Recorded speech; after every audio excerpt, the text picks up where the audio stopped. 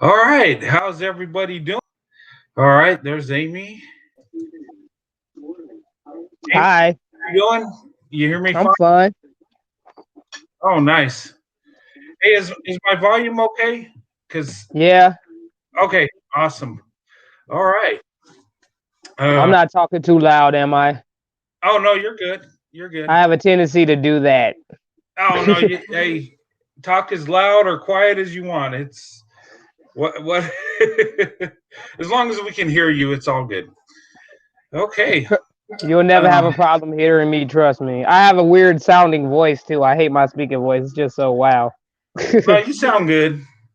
I think we're all kind of. I think I sound the weirdest when I talk. I listen to myself and I'm like, oh my god, I sound like a weirdo. But Everybody thinks that because the echo in their heads. yeah, and I guess we probably sound different to ourselves than we do to other people. We do. I actually sing, so that's the only reason why I know that. But I actually do have a unique sounding voice though. Anyway. No, you my do. You got a nice sounding voice. I'll tell you that. Well, my uncle used to call me Barry White because I have a low speaking voice. I used to hate that. Nah, that it's a good thing. You don't say a bad word about nobody, do you? You really don't. well, I don't want to say it to people that watch me. Then I might lose you, and then no, You're no. But not going to lose me by telling me the truth. You know I sound kind of like a very low speaking voice like a dude. So don't let me have a cold. I really sound like a no, dude then. no, it's a good thing. Tony Braxton had a low voice too, and I mean, she's a beautiful singer. So hey, it's just unique, and that's a good thing. I Uh, actually can hit male notes. Do you know that? I can hit notes like a guy. Kind of oh, weird. Yeah, my mom used to sing, and she used to like Ladies' Night in the Pips. And when I was little, she'd sing the lead, and I'd be her pip, and I could blend in pretty well with them. So oh, nice. you'd be surprised at all old stuff I listen to. I probably listen to older stuff than you. Like, let's see, I I like don't know. Muddy Try me. Waters. Muddy Who? Waters. You like Muddy Waters? Muddy Waters. Oh, okay. I don't know who that is, but I'm sorry. You don't know who Muddy Waters is? Oh man. Okay. Well, you should. Okay, Okay. Well, I will figure it out though. I'll man, fix there. it's a song that I like called "Manish Boy" from him. So you Oh, should okay. look that up. You'll feel like a real man when you're done listening to the song. Trust me. Okay, I will look that after we're done with this live. I will definitely look it up. I know Um, for a fact you heard the melody I before. probably have. Um, No, you have. There's no probability about it. You have. okay. I'm Doom, doom, doom, doom, doom. That. all right. Okay. Um, all right. Corey says I'm blushing. All right. Well, maybe it's just I'm a white guy and been in the sun and I just turn red easy. Oh, okay. Um, all right. I want to welcome everybody to my live stream on Tuesday. And I got some topics that I put on the front of it, and it deals with interracial relationships. And we're going to cover interracial relationships, i.e., dating, marriage, and stuff like that. I'm going to talk about divestment. That's a new term. I kind of know what it is, but I really don't. I probably need some help fully understanding it. I got an idea. And then I'm going to talk about swirling. We all know what swirling is. And there's different uh, ways to explain that I've heard from people. Um, and then we'll talk about um, investment and topics. What I've been talking about a lot in my videos is investing in the black woman, um, the hidden treasure. And, we'll kind of cover those areas. And, if anybody wants to come up, we'll do like we did on the last live. Everybody's welcome. If you want to come up, I'll put up the link uh, so everybody can see it. And I'll just continually put it through the chat so everybody can see it. If they want to come up, they can. All I ask is, just be respectful and stuff, and you can have a say in what you want to say. And anyway, we'll just cover. Those just 4 topics I want to cover when it comes to interracial relationships. Okay, and Amy, you were on the other night. What was it? Sunday? Yeah, I thought it was fun. First time I ever did that. Yeah, it is fun, and the the thing I love most about going live is having interaction with people. I like talking to people. I like getting their aspect on things, their perspective. I like hearing what they think. And when it comes to black women, I've been married 27 years to a black woman, so and her family is black, obviously, and I get ideas how black women think, but I'll never know totally. So I like to hear people talk, and especially coming from different parts of the country, and and we might get some people from other countries, from the UK, maybe from South Africa, or you know, um, Barbados, or Jamaica, or some places like that. But I like to hear everybody's ideas. I want to hear other people's perspectives, because not all of us think alike, you know. And well, anyway, but I just want to welcome everybody to tonight's live.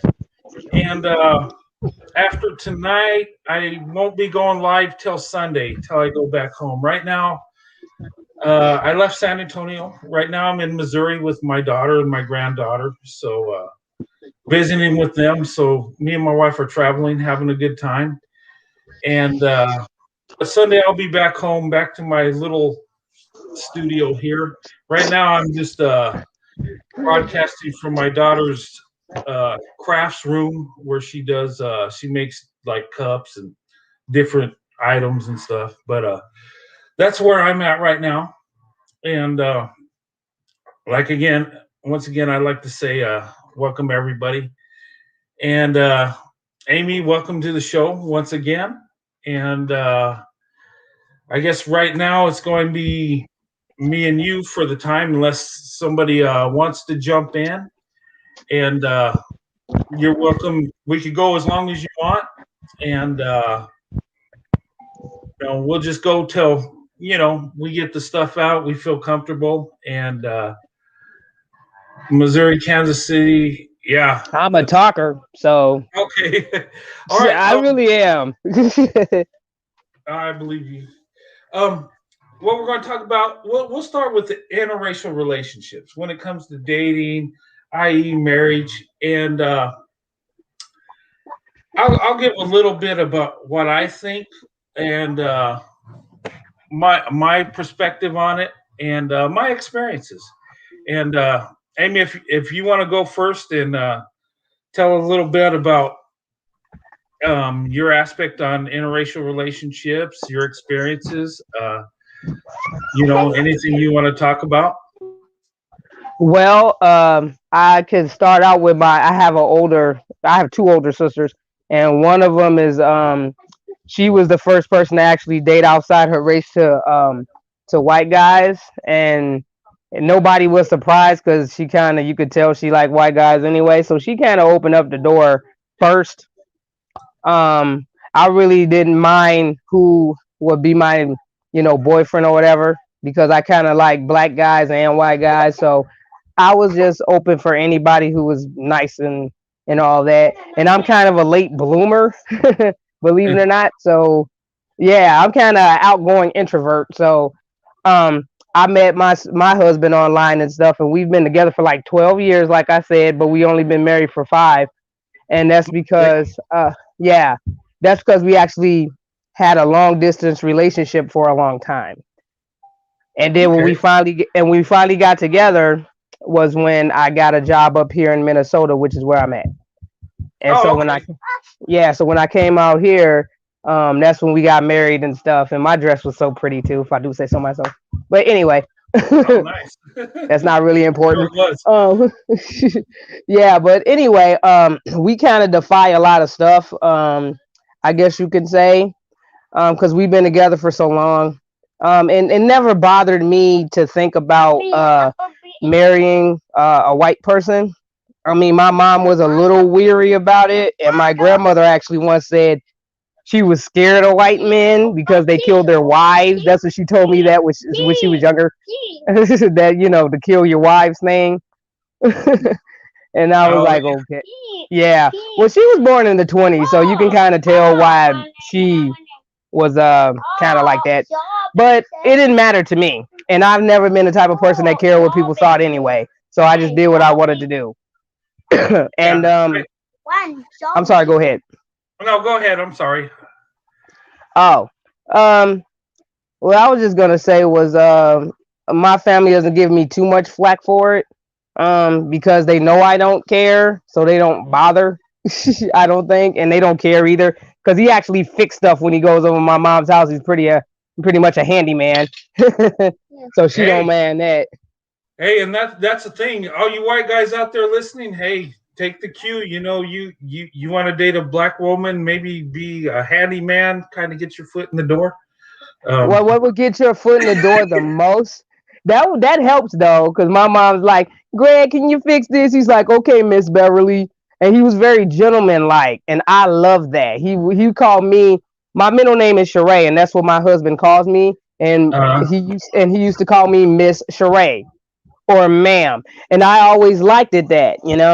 But to get your foot, but my husband is very comfortable around black people, and he doesn't mind hanging around us at all and learning about new things. And the more he learns about, like, he reads books like Frederick Douglass and stuff like that. He used to read that before I even know him, about different people in history. And I figure the more somebody learns about each other, the more they're going to be comfortable to express their feelings if they have any. And so my advice to a lot of white guys that want to date black women, getting to know us and our culture and things like that, really, really helps. And we can tell the more comfortable you are, the more comfortable we're gonna be in dating you if you ask. And don't try to. And the thing is, I heard this on your show, I think, before too. Do not try to act black. Act yourself. Do not do that, because that is a turnoff. yeah, I've heard that many times, and I never tried to act like that. Number one, I would never be good at it. Number two, I've seen people do it, and it's kind of embarrassing because it's fake. Yeah, no, I'm Yeah. serious. I see other white guys do it. I'm like, oh my god, don't do that, please. Even though I don't know these people, or I'm just like, okay, and I'm me, and my wife is her, and we never tried to change each other. But I've seen, and I think sometimes people get the misconception that a lot of times when we deal with people in different cultures, they might think, we get the impression that if we act something like them, that it's going to kind of help us because I don't know. It's like trying to fit in type thing, but I can understand that, but you can't just go by what you see on TV. The yeah, best thing, true. the best thing for somebody to do, whether they black or white or whatever, is to get to know the people.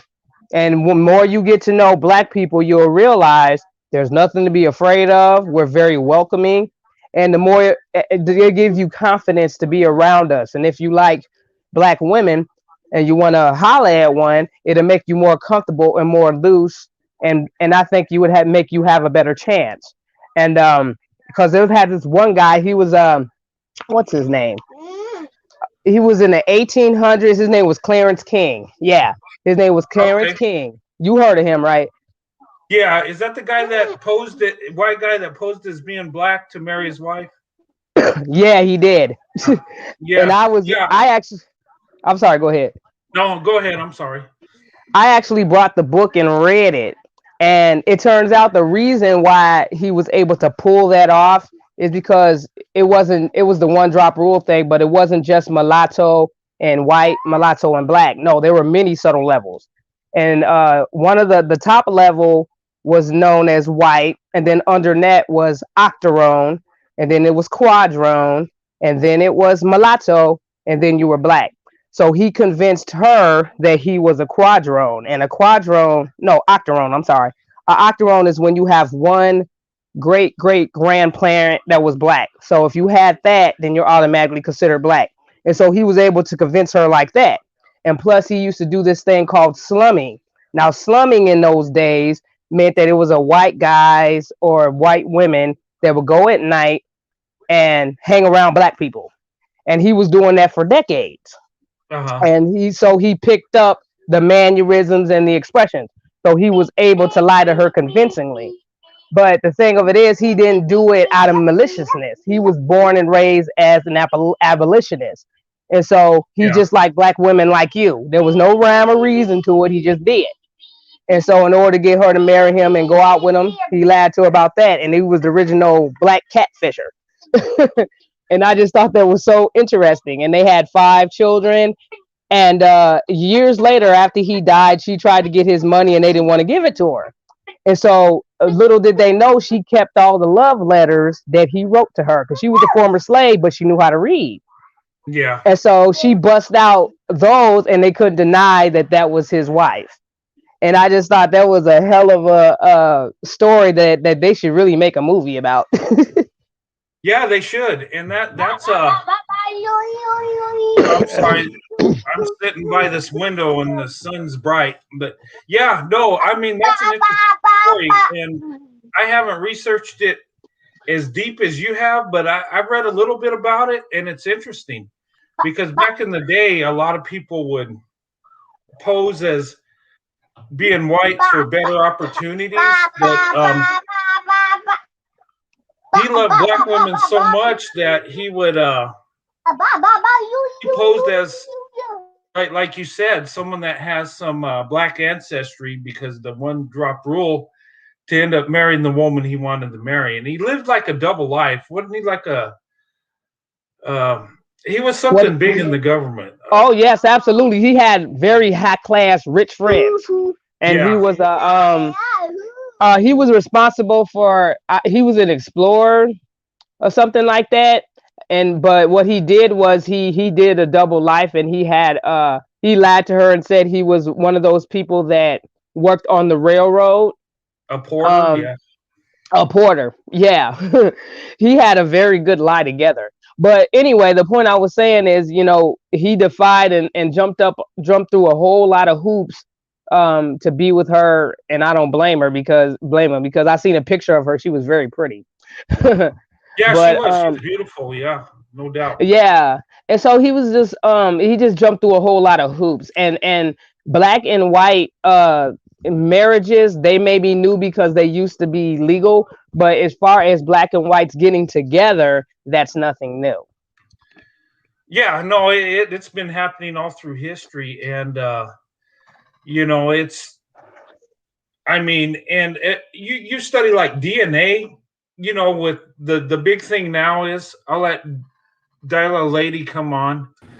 Uh, when you look at the stuff that's going on where everybody's searching their DNA and stuff, and we look at it, and a lot of times, and what's kind of weird. Oh, April Rain coming on. I lost my my train of thought. Hi, But everybody. talking Hello. hello, how's everybody doing? I'm doing Good to good. be on. Amy, Dia, Lady Full. Sorry, I'm butchering your name. I'm sorry. I'm sorry. I know it's like a weird name, but you can call me D. All right, D. And then April Rain, welcome to the show. Good to see you ladies again. Yeah.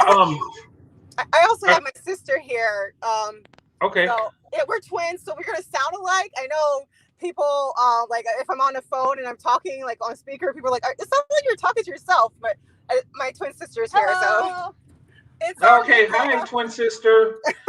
it's Arlene Hello. everywhere. I won the Blackhawks jersey. Oh, okay, yeah. Me too. Can I have a jersey too? Because I've been meaning to ask you about that because I was late in seeing and joining you and stuff. I was like, I want a jersey too. So I'm kind of a hater because I want one too. Oh, yeah, these hockey jerseys are neat. I think they're like, well, I'm a big hockey fan, but when I look at other sports jerseys, the hockey jersey seems more detailed. It seems more like the material sticker. It's and they have embroidery on there too. Yeah, and they're really made really good, and in the wintertime they're good to wear. You could throw like a t-shirt under it and be warm, and they're just yeah. Oh yeah. Next time you have a raffle, I'm gonna win. I'm gonna win one of your jerseys. Okay, I'm winning. Yeah, I'll do one that. of those again. Oh yeah, but yeah, I love hockey. I mean, if you ever get a chance to go, go. They're much more funner to watch in person than on TV. I mean, you get the intensity.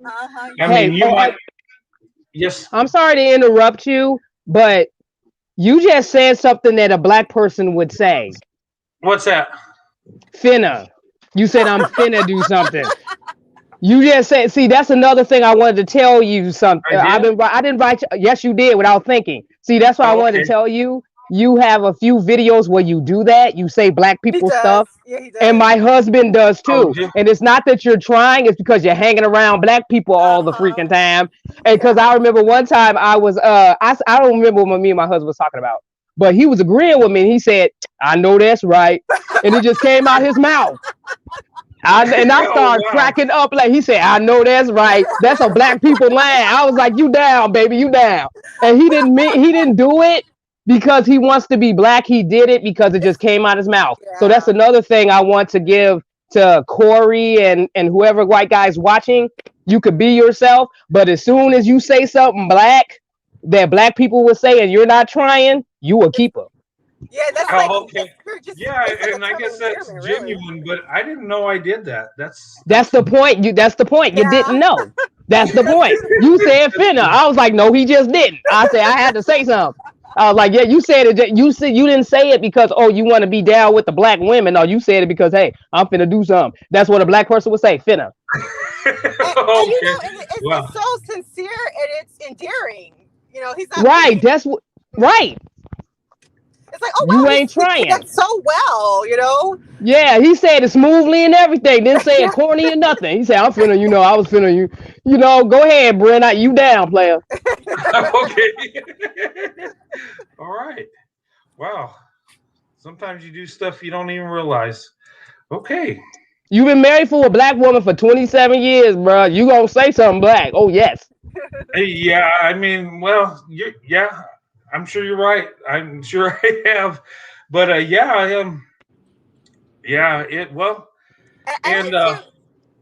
ahead. Oh, I'm sorry, but I like to also agree with Amy what she said earlier. It is very important that a white man shows interest in your culture because we're going to have to move within each other's different cultures, and to show initiative shows that he really is sincere and he cares about her and her whole person.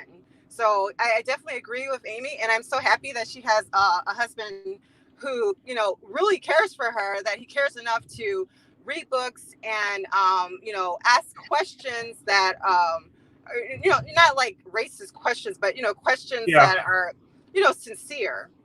Like I really want to know. Yeah, I appreciate that. Thank you. He was actually my Brent. Actually, you said you had a crush on the singer Donna Summer. Well, my husband told me he used to like Thelma from Good Times. Oh my God! Really? I did too. Oh my God. No, every white man in the world has loved Thelma from Good Times. Yes, she got white dudes. Right. Oh my gosh, that's funny you said that because I haven't mentioned that, but yeah, I mean, and back in the 70s, us as white people, we did watch television shows with black people in it, and yeah, Thelma from Good Times. She was beautiful, yes, and I had a crush, and I was a kid back then, and I was like, I thought she was beautiful, yes, and Donna Summer definitely. I remember Foxy Brown movies back in the day. The lady's like 70 now, but I had a crush on her too. Um, yeah. But yeah, well, I'm in my 50s, so I mean, back in the day, but yeah, most definitely. Thelma from Good Times. That's funny because, uh, yeah, I think Every white guy likes her. I mean, what she got that all the other black women don't got? That's what I was She's thinking. beautiful. I don't know. I mean, she's just beautiful. I don't know. There's something about her. Yeah. And when you, I'm sorry. Go ahead. No, go, Amy, go ahead. Oh, I was just gonna say when the topic you were talking about invest in black women it's not. I'm sorry, that's my son yapping. That's okay. Well, I was gonna. Part of the conversation. Yeah, he got a big box like his mama. Get it from his mama. But anyway, when you were talking about invest in black women, it's you're not putting white women down, but the thing of it is we're historically supposed to be a jack of all trades. Like I've also read historically, and this is kind of sad, but black women had to work in their own households and as well as in white women households, and it was actually law that a black woman had to have a job, otherwise they'd go to jail. And so Oh, really? yes, I didn't know that. yes, they had to go to jail, and the reason being is because white women, especially after World War II, they were making their own money and stuff, and they wanted to keep doing that. But at the same time, they didn't want to have to watch their kids and cook the food and all that because it's a big job being a stay-at-home mother. So they mandated black women to do it for her. So she got the welfare check for doing nothing while the black woman did it for her. Oh, man. And so that's where you get welfare queen from. They flipped it on his head with Ronald Reagan, but that's how it really was. So when you're going up against a group of women who've been socializely trained to work and take care of households and go to school and all that and still be smart, then it's hard for other races of women that weren't sociologically trained to catch up to that. And that's why you say black women are the best choice, because that's what makes us the best choice. It's not that we're better because we're just better. We're sociologically trained to be better. Yeah.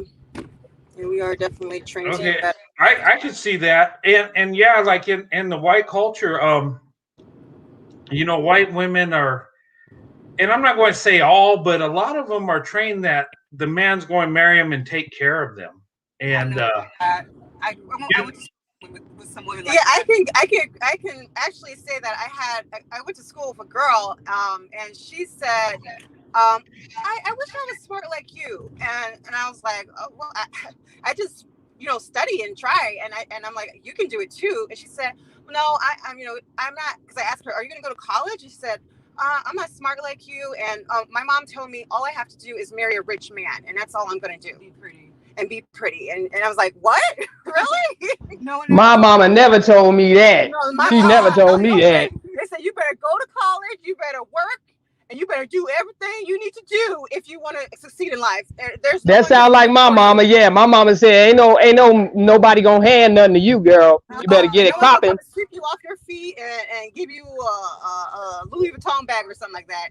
You're gonna have to They work. had a white guy. I don't know his name, but he has a YouTube channel, and he was saying the reason why he thinks that black women and white men work so well is because, for one thing, the white man does not expect anybody to do anything for him because he's supposed to be the head of the household and all that. But the black woman don't think anybody gonna do nothing for her either. So you have one side that is the stronger of the two sexes in one group, and then on the other side you have the stronger two sexes in another group: white man, black woman.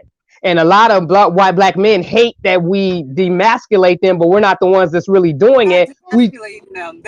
We're not. They're doing it themselves, actually. They're doing it themselves. They don't take the initiative to be in their role, because I'm a believer in God, and and there's a natural order in life, and no one is better than anyone, better than the other person, but at the same time we all have our natural roles, and if you function in your natural role, you will be working at the top of your game. But if you are wanting a woman to do something for you, or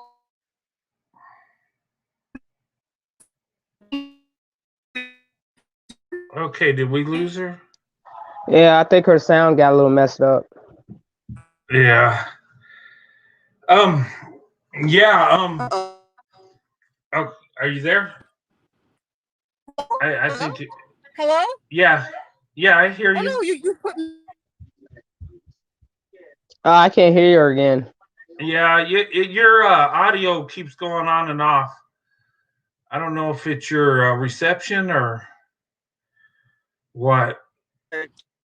Mess up. So, hello? Yeah. Hello? Okay. Yeah, I hear you. Okay, now it's just me and you, April Rain. Everybody jumped off. I'll put the How are link back you? in. All right, how you doing, April Rain? I'm well. How are you? Hello? I'm good. Oh yeah, there you are. All right, okay. You're Okay. back on. Here's Amy coming back on. I think we're all back on. Okay, my bad. I pressed the wrong button. My bad.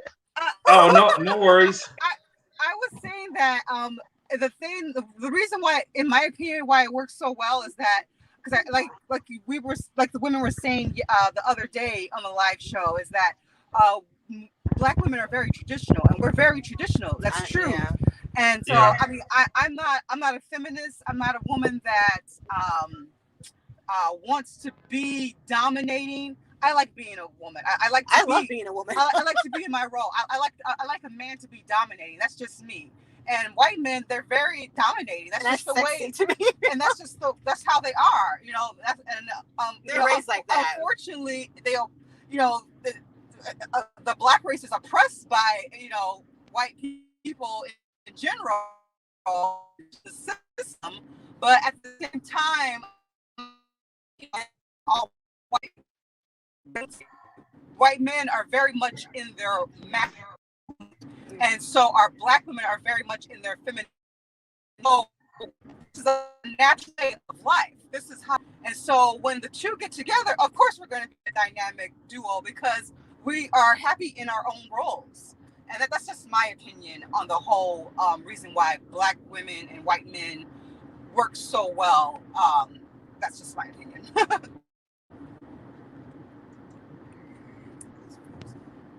Yeah, I agree. Hello? Yeah, I hear you. Yeah. So. Yeah, I agree.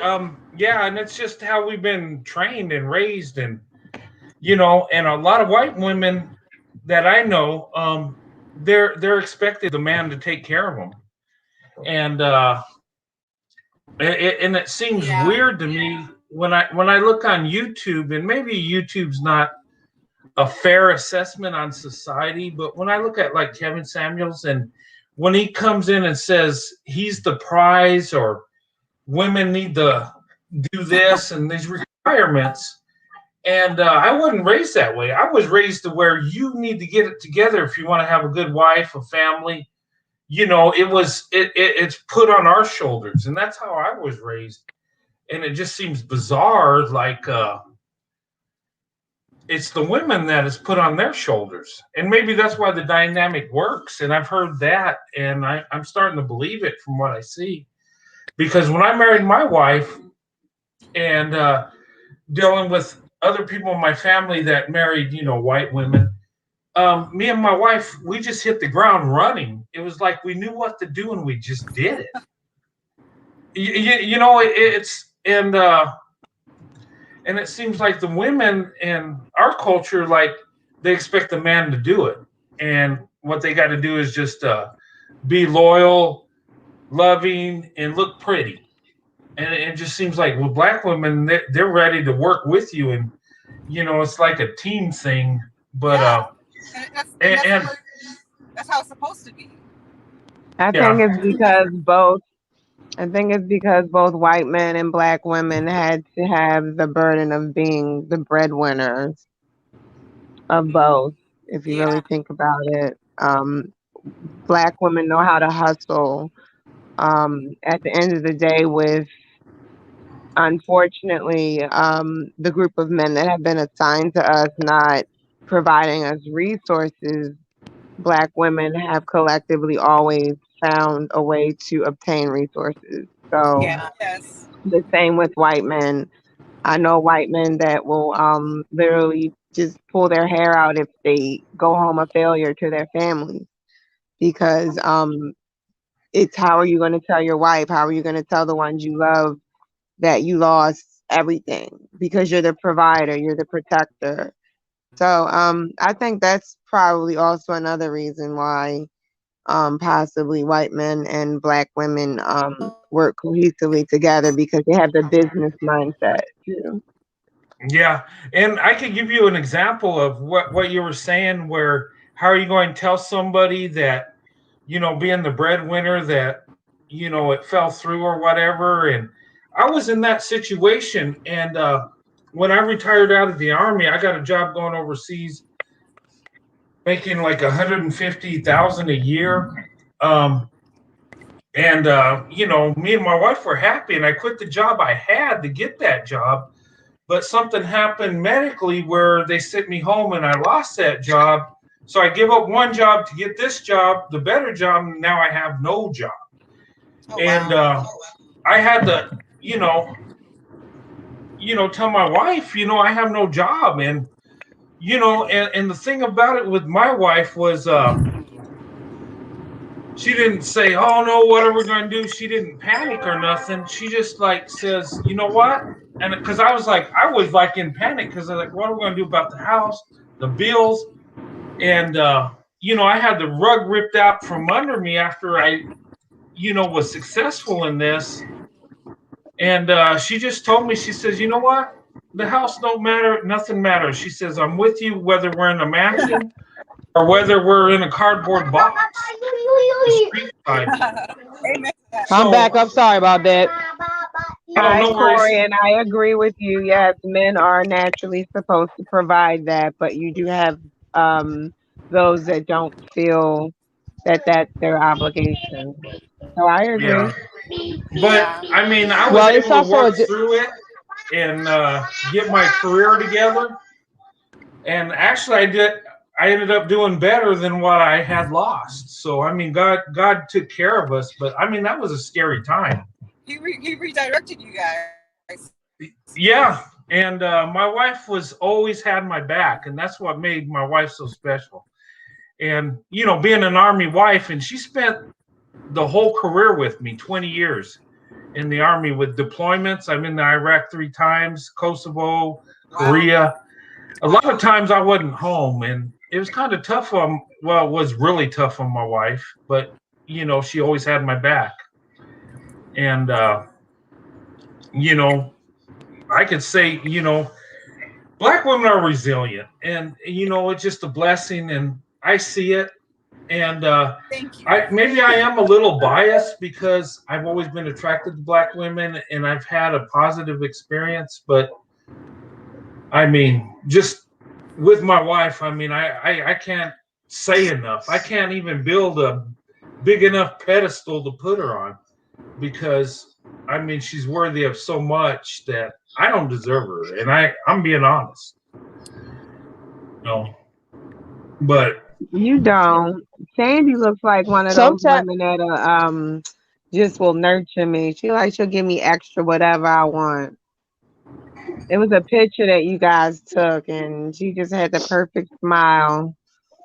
And yeah, She look like she don't yeah. take nobody's stuff though either though. No, it looks like she spoils. No, it looks like she spoils. The picture that I saw, what I felt was that she spoils him in ways that Yeah. he might. Yeah, I saw it. Yeah, yeah. I yeah, have to she go back does. and reference the picture, but that's what I saw. It was nice. I think a lot of times though, black women are looked at as almost too resilient because we're just human beings and there's only so much we can take, and everybody since we've been doing it so long, it seems like most people expect us to be able to take it and just be strong, fight to the end. Don't get angry, don't cry, just keep going and doing what you have to do. Don't get tired or anything. And I think that's that could be a little dangerous kind of thing because we do get tired sometimes, and everybody looks at us like we're horses or something. Like we just keep going.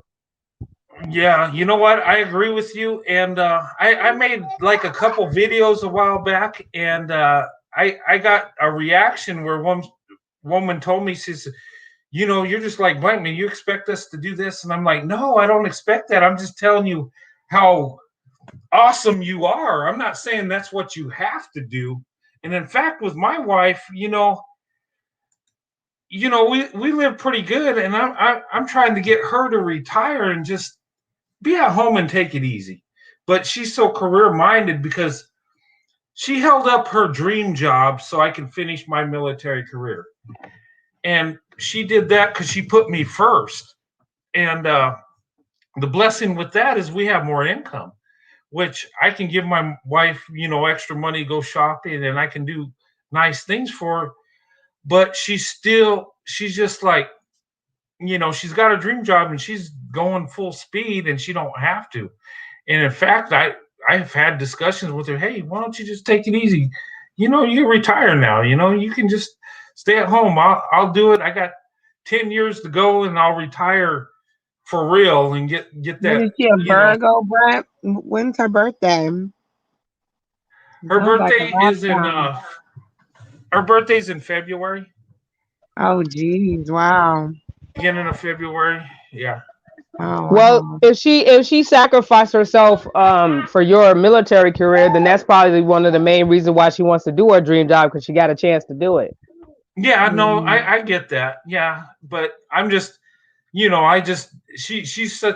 goes at it so hard. I just want her to relax and enjoy life, because she's sacrificed so much for me. And two, the blessing is that we have more resources because of it. We got our medical taken care of. I got a retirement, and then once I finish this job, we'll have two, and she'll have hers. And that's the way we planned it because we don't want our kids to have to take care of us when we get old, you know, and and I don't, because I want my kids to be successful and not have to worry about mom and dad, and that's the way me and my wife have always thought. But she's just living her dream, and she's focused. And my wife's the one that's, and you get to know her, she's just the most wonderful person there is. And even people that were against me and my wife getting married, none of them can say they don't like her or can even say anything bad about her. And that's just a personality she has. But yeah, she's tough. I mean, she ain't gonna put up with no crap either. I mean, she's protective of, well, me and the kids and grandkids. I mean, that's just my wife. But I love her more than anything, and she's just such a blessing to me. And it's, gosh, I can't even complain about my wife. She's so awesome. But anyway, uh, I just wanted to ask a question of the lady. When did you realize that white men were interested in you? Because I know typically we're told that no one is interested in us. And I remember growing up, and my father saw this in me that I prefer white men as a little girl. And I remember him telling me there's very few who would want to be with a black woman. And so when I went to high school, I didn't think it was possible, and I continued having my crushes. And I remember my first year. Anytime we would have a group assignment or a partner assignment, I always had this one boy who would come to me, or if he raised his hand, like the teacher would say, "Okay, who do you want to partner up?" And his name was Tony. Tony, who do you want to partner up? And he said, "I'll take Claudia." And I was like, "Okay." I didn't think anything of it. I was just like, "Okay, he just want to be my partner. That's fine." And then, every time I turned around, it was always him. He wanted to be my partner, always wanted to be my partner. And then I also had biology with him. And one day, we had to partner up in that class. And so the teacher said, "Okay, partner up with your people." And so he ran, and I was like, "Oh my gosh, he's running! Why?" And so he sat next to me, and next thing I know, his hand is on my thigh, and he squeezed my thigh. So I was like, "Oh my gosh, I think he likes me." Ain't no think about that. That was obvious. Yeah, if he's gonna grab your thigh, yeah, there's something going on. It's more than a friendly, "Hey, be my friend" type thing. Yeah, that ain't no friendly stuff. That's beyond that. I think that's just a. I'm sorry. I was just gonna say, there's more. In my opinion, it's kind of obviously there's more white people, white males that like black girls, black women. But like, what Brent has touched on, that it's kind of blowing up more than it used to. And I think part of that has to do with, from what I've been seeing on YouTube and online and social media and stuff, that it has blown up because being black is kind of trendy now. Since BLM blew up last summer, it's trendy. And I was seeing, and that's how I found Brent, because I was looking that up, and I seen a lot of young white kids that's like 16, 17 years old wanting a black girl because it's a trendy thing. And I think that's where the fetishization came about the most now, in recent years, because it's trendy to be a black person now.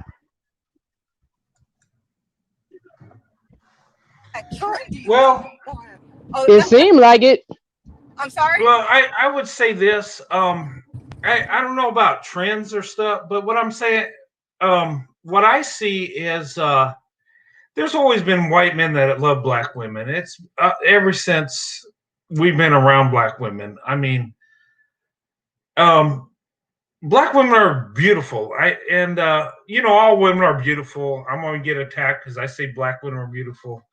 But, there's always been black men attracted to, or white men attracted to black women. And society, in the past has not allowed it. Marriages in a lot of states, all the way up to 1967, in some states was illegal to marry interracially with black women. And funny that down south that there was a lot of Native Americans that, white people would marry and, have families with, and that kind of, they let that go, but black, they didn't. And, that's when they got to the different percentages and then the one drop rule and all that stuff. But, there's always been love for black women. Now that it's becoming okay in society, you're going to see more of it. And, and I've seen more of it from the time me and my wife got married back in 94 to now. We see it a lot more. And it's like us as, the baby boomers, there was, a few of them that did it, that went through it, but it's very uncommon. And then Gen X came in and we opened the door, and now the millennials are kicking in the door. So it's like, and black women, they are beautiful. And us as white guys, we're able to express it without societal stigmas so much as back in the past. Now, back in the day, I've always liked black women, and I've always been attracted. And my parents knew I was going to marry a black woman before, I really started dating, just because they could see, when you have a child, what that child's going, what direction he's kind of going in, him or her. Well, my parents knew me, and my dad knew me like a book. He knows me better than I know myself. But, it's opening up, and, white men and men of other races are finding out that black women have awesome qualities. They're highly educated. They're professional. A lot of them are traditional, and I'm a traditional guy, so I fall right in. And that's why I love black women so much. They're spiritual and traditional. And I can relate. A lot of them, are women of faith. A lot of them believe in the man, the woman, the children. And I fall right in with that. And that's why I have such a big love for them. And some people look at me and think I'm weird for going out there and saying that, but I'm just speaking the truth. And it's a wonderful thing. And People need and to stop. People need to huh? stop. People need to stop believing in stereotypes that they see on TV. Yeah, And that's what stops a lot of white men from talking to black women, and they believe in all the stereotypes that we're loud, we're angry, we're disagreeable. If they could get past all of that and go try to find the person for the person they are and learn about them at an individual basis, then they'd be more comfortable instead of just going by stereotypes and saying, oh, I'm not going to talk to her because she's probably just mean and angry and disagreeable. That's the first hump that people need to get over. yeah, it's that. And then a lot of times, and I've heard a lot of white guys say this, and I've heard black women say this, that I don't think they would even like me. I don't think they're giving me the time of the day. And I've heard a lot of white men say, I would date black women, but her family probably wouldn't like me. She probably won't even give me the time of day. And it's that stereotype, those stereotypes that we believe in what the media feeds us. And, and a lot of times that keeps us away from each other. For me, I'm a different animal. I was attracted to black women, and I had to be with one. And when I was a teenager, that I just had to go for it because that's what I really wanted. That's where my heart was. And amazingly, there was some that kicked me to the curb, yes, but mostly black women. I found that most of them will hear you out and see what you got to offer, and that there are those that won't date you because they're black and nothing else, but there are those that only date outside their race too. So I found that out, and to each his own. But and a lot of white guys don't see this, and a lot of black women don't see this. That there are people that will date you outside of your race that will give you a chance, and a lot of us believe they won't because we hear people that say they won't date out, or and that's just what the media says, that's what society says, but that ain't reality. Reality's something else. It's a bit different, but anyway. I just want to say this because I remember the other day you guys were talking about how the fetishization that people say that white men have on black women is what causes white men to not pursue us, or they think black women think that way. And I just want to point out there's another reason, and you pointed it out just now, how I'm sorry, one moment. Oh, no worries.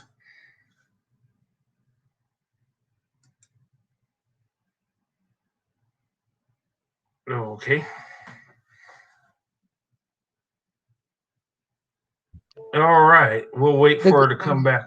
Yeah, Okay, they just have to talk to us. You can't just no guts, no glory. That's basically what the bottom line is. You know what I'm saying? You're right. And the thing is I'm sorry about that, guys. Oh, no worries. The thing is that there is there's a financial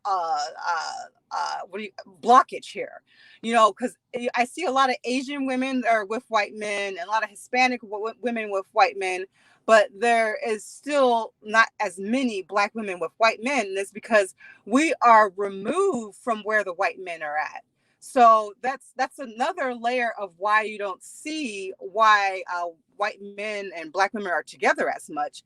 And it's because of that. And in order to break the stigma and all the stereotypes, we have to be around each other so that we can be more comfortable. You have to build, I guess I hate to say rapport, but you have to build some kind of, get some kind of exposure so that you can feel comfortable and see what kind of person this person is and make your own judgment. But if you're just going off of if you're going off of the media and what others say, of course it's going to be negative, because traditionally that's what people usually put on Black women, that we're just loud, we're aggressive, we like to be controlling, all that stuff. Muted. People got to use their common Yeah. sense after a while, though. You cannot go by like those shows that you see. That's not reality. Reality TV is not reality. No, you're right. And that's the And thing. I'm sorry. Go ahead, Brent. I don't want to be running you over. no worries. Go ahead. And that's the thing. Hey, hold on, ladies. I got to step out for 1 minute, but go ahead and continue the conversation. I'll be right back. Okay. Just 1 minute. And that's the thing. People don't have common sense in general. Unfortunately, a lot of people, they depend on what others say, and also they don't feel empowered. They feel like they have to fit into a mold, and if they're not fitting into that mold because of what people say in the media or what their family say or society says, they're not going to feel comfortable venturing out. Like Britt pointed out before, and I have noticed this, a strong white man, he don't give a hoot about what anyone says. I like Yeah. and that's it. And if you got a problem with that, then kick rocks. And I've seen that with some white men, but not all white men are like that. They're very some of them are very fearful of what people will say. And there's a whole. I mean, and you can't really put all of this in this whole situation, or this racial I don't know how to say it, relation, into one box. There's so many reasons why people don't step out. And what I have noticed with a lot of men who have not married, or they have divorced and they did not, marry their preference, their dream woman. And I find that some of them end up marrying a Black woman later on because they've gotten to a point where I don't care anymore. I'm old and I want to live the way I want to live, and I'm tired of people telling me what to do. And that's how they should be. That's my advice to white men today. That's how you got to be when you're young, so you don't have to wait and have that problems. Yes. I will No just guts, say no that glory. I There will you just say go. like Go for I it. will say just like any man, white men fear rejection, and um if you like someone or you take interest in someone, just ask more direct questions that are um I don't know. I just don't know the difference sometimes between conversational or not. So it can be kind of confusing, and then later someone will say, "Well, he seemed to show interest," but I won't know that unless you directly say, "Hey, do you want to go get some tea? Do you want to go get some coffee? Do you want to go to a bookstore?" But if you're not direct, I won't know. So I'll just think it's friendly talk in the supermarket. But Well, if then Yeah. you're later there'll be shy, others that will tell me, well, that guy was showing interest. So, I mean, maybe I am green to dating. I probably am, but I really wouldn't know the difference. And these are white guys. And the only reason why it woke me up a little bit was because of Brent's channel, because I started reflecting back on the last couple of years. And I didn't know the difference whether they were interested or was it just conversational. But people would come back and say, well, he seemed interested, and but chivalry and just being polite to me is just, if you're polite and you can converse, I'm polite to you. So that's how I looked at it. So I don't know if well, there are any white men in the chat that can they There can is. hone in on, like, why do you guys have those conversations, like, and you just can't tell. well, It'll be at Walmart Well, too. I'll be minding my business, and it's just this white man just standing next to me, telling hey, me, Brent, do you reading, think? So how do you know? Well, Brent, do you think if the white men are just like what she was just talking about, that's just conversational? Do you think that Black women should take the initiative then and talk to uh, the white guy that's well, not coming flat out and saying it? you can. I'm a traditional guy, so I'd say no. The man's got to do it. The man's got to make the decision. But You can, and I've said a lot of times for women, drop that neckerchief, maybe say something that shows you're interested without putting yourself out there, maybe. But yeah, you can make your move.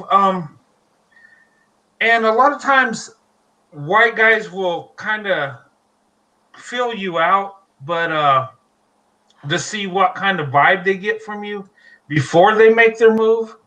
But I would say 2 out of 3 white men that give you attention are interested in you beyond being a friend.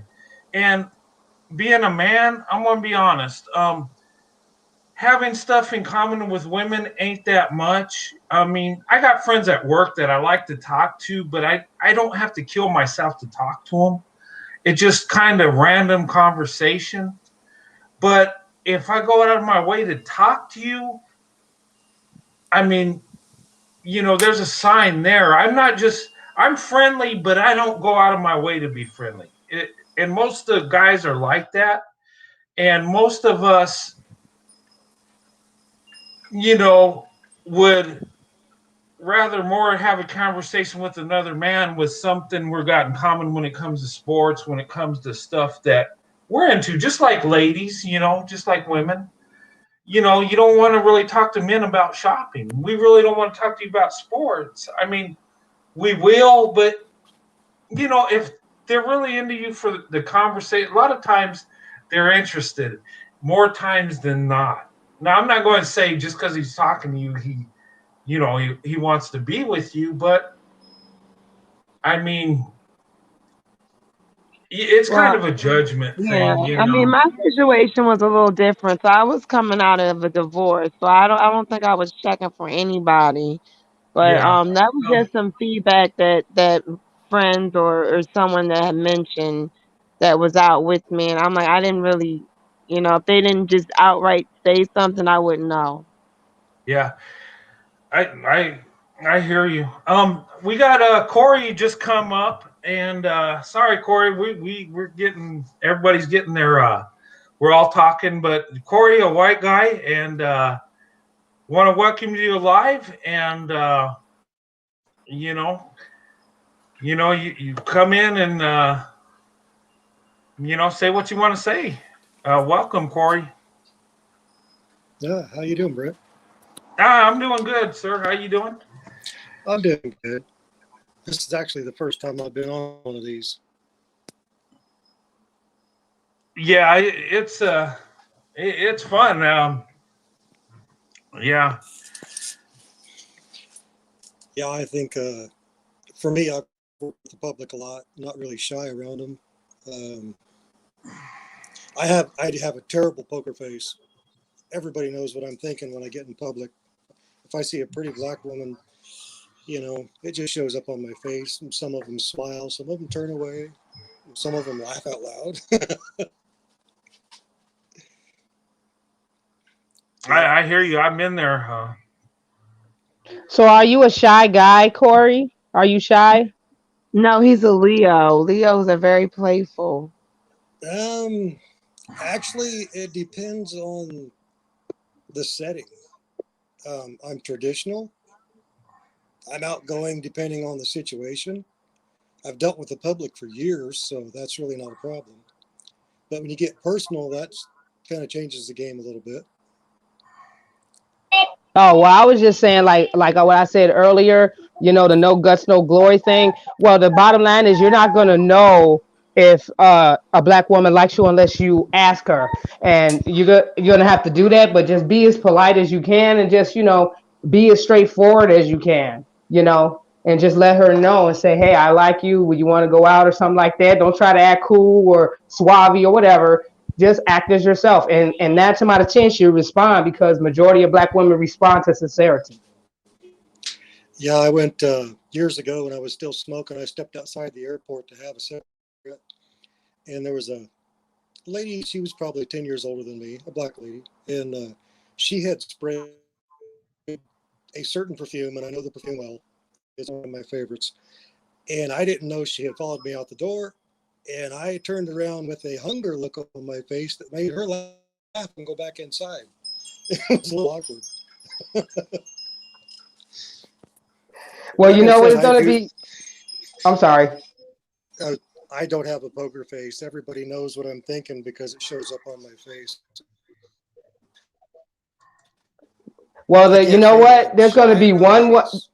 Oh, there's gonna be one woman, one black lady that's gonna think that poker face is adorable, and she's not gonna laugh at you and go back inside.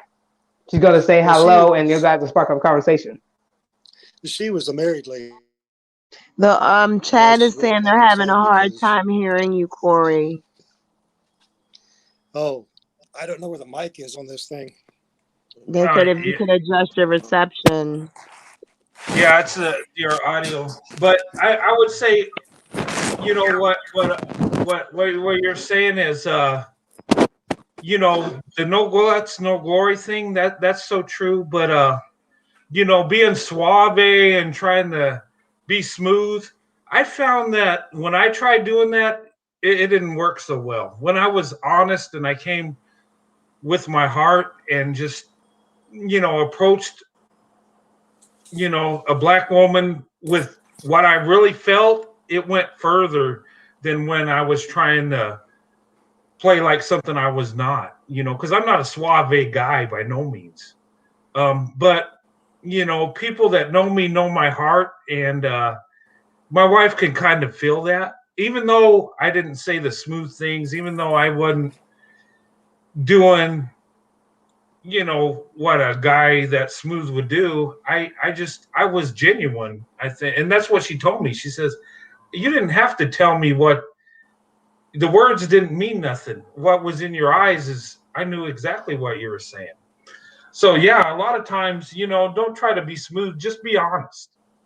And that goes a lot further, I think. And ladies, am I wrong with that? I mean, just being yourself and being No, not wrong. genuine. No, yeah, that'll Yeah, work. that's correct. It's the Absolutely. only way to be. I mean, Yeah. it's hard not to be yourself.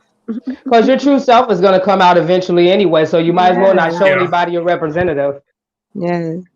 And I think it's important for a person to know to the degree that you get angry or irritable or all of those things. I think all of those emotions need to be discussed in a relationship. So don't be afraid to showcase your different emotions. Healthy, but just to do those things. I know those are some things where people hold back their emotions out of fear, Yeah. but Yeah. they're like you said, they're going to come out regardless. So Yeah, usually I walk around with a smile on my face. I try to do that too. I try to do that. it's That's hard a not good to smile start. when you live around trees. So yeah, I'd be smiling too. Hey, I want to welcome Grace to the show again. Nice Hi, to see Grace. you. Hey, Hey, Grace, how hi. you doing? Hi, guys. Y'all kind of like my friends now. Yes. I I know, really. right? Yeah, I mean, I've been listening to the conversation. I guess it's interesting. I think maybe I think a good thing to think about is that there are different kinds of people.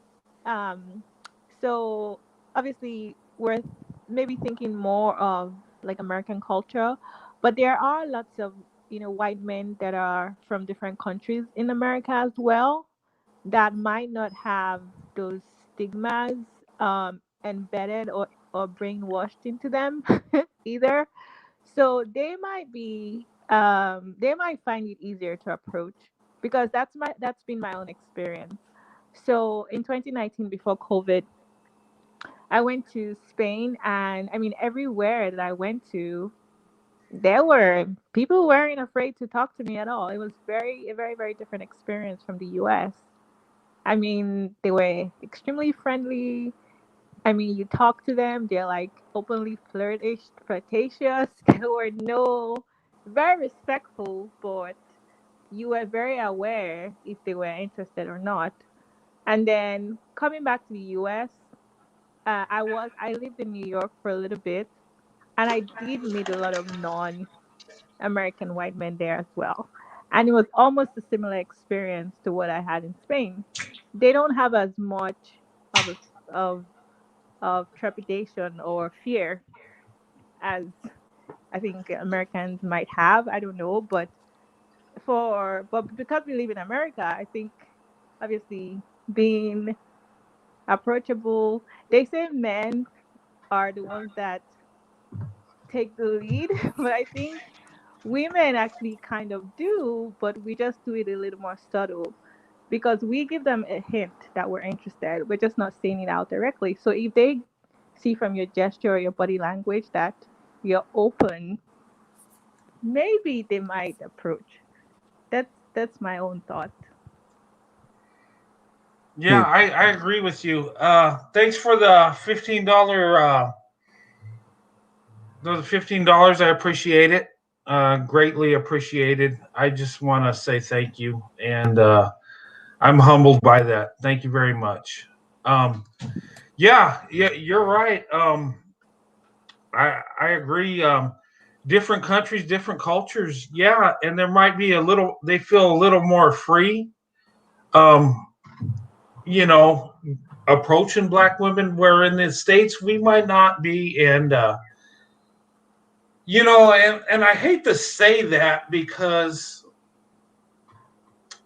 a lot of people, because of, I don't know, maybe the sins of the past, maybe the stigmas, the stereotypes, we don't approach each other as, black women and white men. And a lot of us are attracted to each other, but because we feed off that and we listen to people, our so called friends and family that know what's best for us than ourselves, we miss out on that blessing. And, you can find someone that loves you that don't look like you as easy as you can find someone that looks like you. And Yeah, but I Brent, just say again. you got to admit, Brent, that worked when you were younger, but now that you're older, that really doesn't hold a lot of weight. What's that? Going by what other people suggest. Yeah, and that's right because when we're younger, we listen to other people, but you get older, you see things the way they really are. And if I would have listened to people when I got married back in '94, if I would have taken the advice of family and friends that knew best for me than I know for myself, you know what? I wouldn't have the blessing. I wouldn't have my wife. I wouldn't have my kids. I wouldn't have what I have. And I wanted what I wanted and I went for it. And a lot of people don't. They'll listen to other advice and think, well, and they'll get caught up, well, society don't accept it. And I don't want to drag that person through it because I really love them. But then later on in life, they're kicking themselves. They're, very upset because they missed out on that. Well, the social media, well, not social media, but depictions of black people, period, is starting to shift. And there's more positive light about black women on TV, like on BNT. You see more professionals on TV, sitcoms, and all Yes. that. So that's, I think, going to help white men get out of their shell and say, okay, there's a different representation on TV. Let me believe that instead of the negative. Yep, I believe that. I Yeah. do. Yeah, my family, they accuse me of being able to make friends in a war zone. I can approach just about anybody.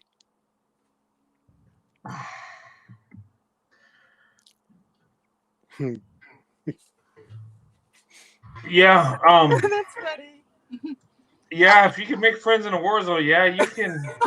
You got to That's an get. extraordinary skill, man. Yeah, I hear you on that. That's great. No, I'm serious. I can walk right up and talk to a perfect stranger. It doesn't bother me. Charismatic introvert. I like the quiet time, but in public, I can flow right through it. It's not. Oh, Not I'm an like issue. that too. I'm an outgoing introvert too. I'm the I So it's same like way. I it's can like pick an up on the Obama, energy of the introverted room. but charismatic. That's like an Obama type of personality, I think, right? Or Freddie Mercury. He was like that too. But I can literally pick up on the energy of the room and just flow with it. It's simple. Well, you should use that to your advantage then when you're approaching a black woman. Use it to your advantage. I do, but you know, at my age, I rein it in fast because I don't want it to get out of hand. Rain, what in? Oh, Rain, what in fast? Well, because I haven't dated since my divorce about 2 years ago, and I don't think that I'm ready to get there yet. And so the black ladies that I have encountered here in town where I live, I do rein in a lot of the. I try to hold a poker face. I know I'm not doing it because they always look at me and smile, but I do try. Yeah, it takes a while sometimes, right? I mean, you want to make sure you get the right person, right? Not just any black person, right? So Yeah, that's Yeah, I definitely do gotta vet anybody. I mean, I say I have positive experience with black women, but you know what? I have had some negative too. But mostly it's been positive. But the woman I was with before my wife, would actually hit me when we get in an argument, and Wow. yeah, I never laid hands on her. I punched through a window and through sheetrock and messed myself up that way and broke things, but I never laid hands on her. No, you don't touch And women.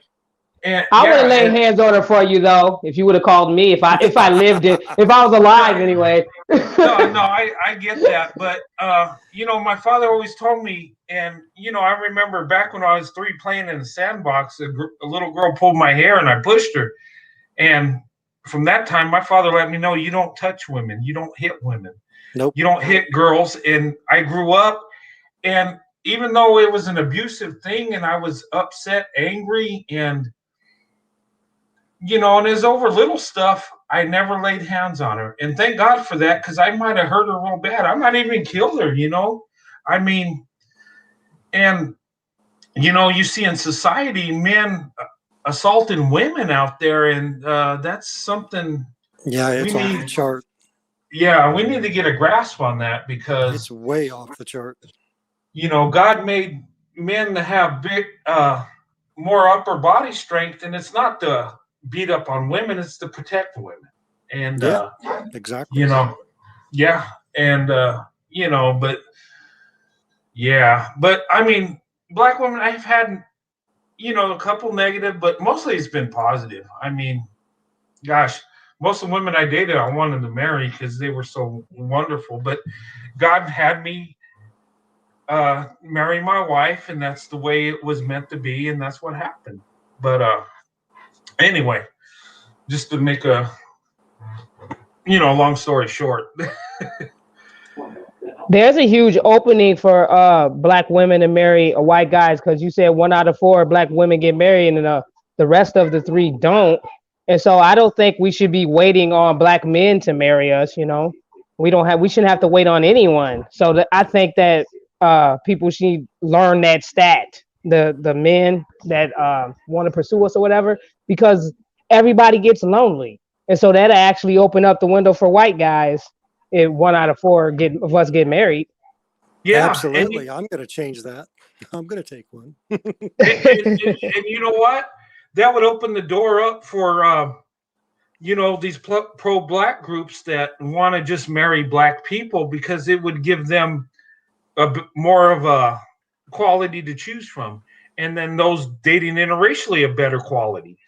And that's why I say we should open up our options, or at least have the option to open up our options. Whether you want to or not, that option should be there, because you shouldn't be shamed of who you marry, who you're attracted to, who your preference is. You shouldn't be shamed on that. And when I do videos and lives, I get these trolls that come in and say, well, black women are for black men, stay with your own kind. Okay, well, you're only marrying 1 out of 4. So what's happening to the 3 out of 4? Where do they go? I mean, when there's plenty of white guys and Hispanic guys or Asian guys that would love to be with a black woman, let them be together. If the woman's okay with it, I mean, what are we doing? I mean, we're in such a segregated mindset, even to this day, that we even think that way. It's just bizarre. You can It's only very cure bizarre. that.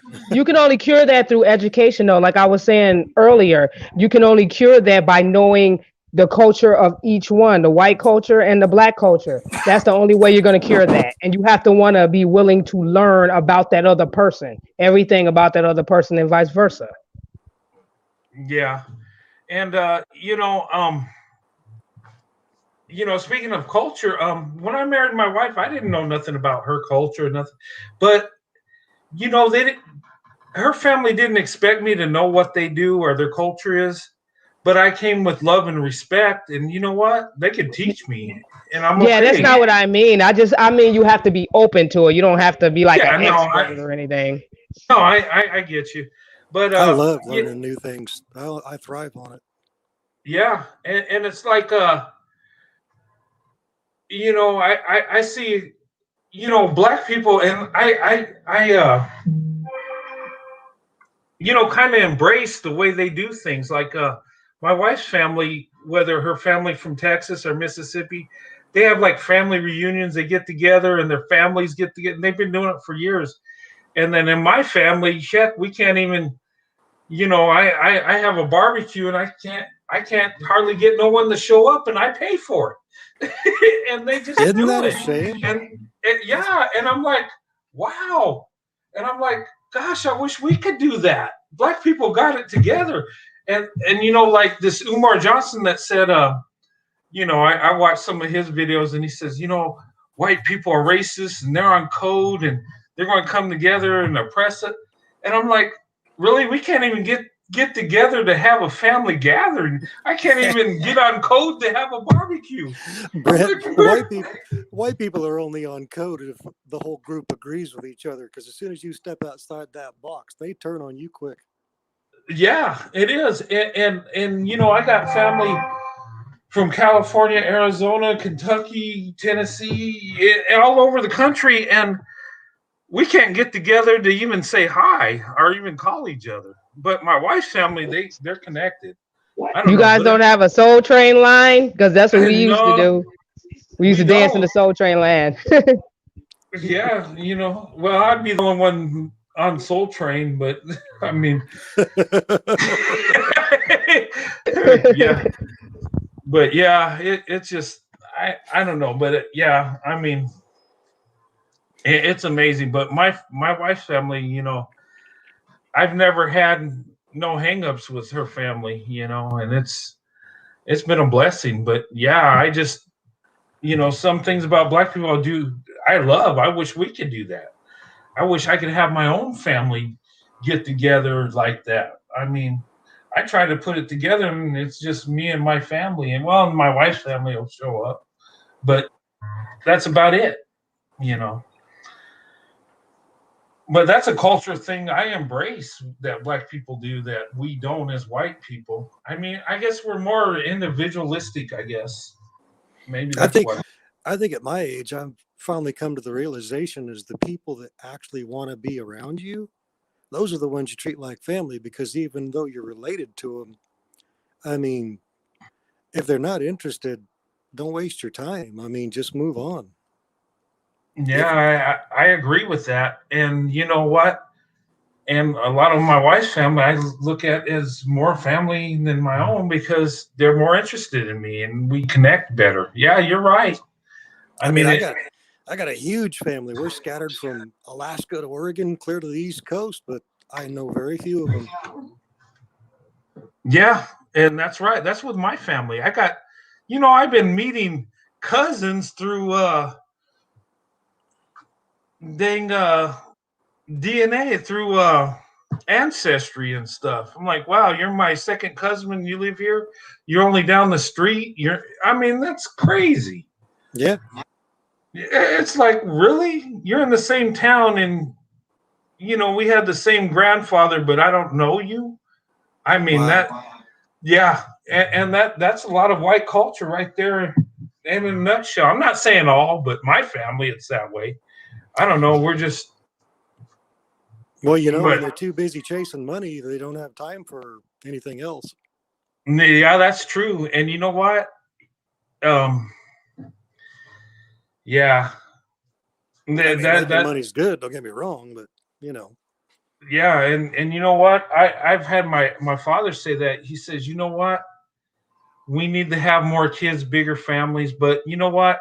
We're out trying to make more money, having 3 or 4 cars, a TV in every room, and my grandfather, you know, had a family of 4 in a 2-bedroom house and made ends meet, and everybody was happy. But there wasn't money. Now we got money and we have less children. And you know what's fun? What's crazy is when they're talking about the border situation and people coming across the border, some people are saying, you know what, we need them to come across because we're not reproducing like we should. So we're going to need it just to keep our population up. Well, Brent, money doesn't make you happy. It makes you comfortable because you're either happy by choice or you're not. Money's not going to do it. In most cases, money makes miserable people even worse. Yeah, you're right, because then that becomes your whole thing. That's what you're chasing. Well, you're shallow. That's all you got. Yeah. Yeah. True. I've been around it. Yeah, and we need money. I'm not saying don't make money because we got to feed our families. We got to pay our bills. But sometimes we get so caught up in it and we just try to keep making more of it. And we lose our focus in a lot of important things in life. Oh, I plan on making a lot of money, but it doesn't rule me. It's just a show. Yeah. Well, if you look biblically, I mean, Jesus didn't have a place to lay his head on, but there were people in the Bible that were. I don't mean to interrupt you guys. I'm going to have to drop off. I have a tutoring session right now, but it's been an awesome live. I look forward to chatting with you guys soon. Everyone have a blessed night, okay? Bye. Okay, thank you for coming on. I really appreciate you coming on. Bye-bye. Yep, I might go back to the chat room too, Brent, and just sit there from the shadows. Okay. We'll miss you. Corey, thanks for coming on. We'll miss you, Corey. Yeah, No, thank you for having me. Good job, Corey. It's been a blessing. Thanks for coming on. Had a good time. It's harder and harder to raise a family nowadays financially, though. You can only because everybody nowadays, at least most households, you have to have the mother and the father work. Yeah, so it's not as easy as it once was. Leave It to Beaver never really existed anyway. But because of inflation and wages have been stagnant for the last 30 years or so. So it's kind of harder for people to have that traditional family anymore anyway. Yeah, you're right. And, I'm not saying we got to live that way. I'm just saying that it was more simple maybe, and I like things simple. I mean, yeah, we do have to both work in today's society a lot.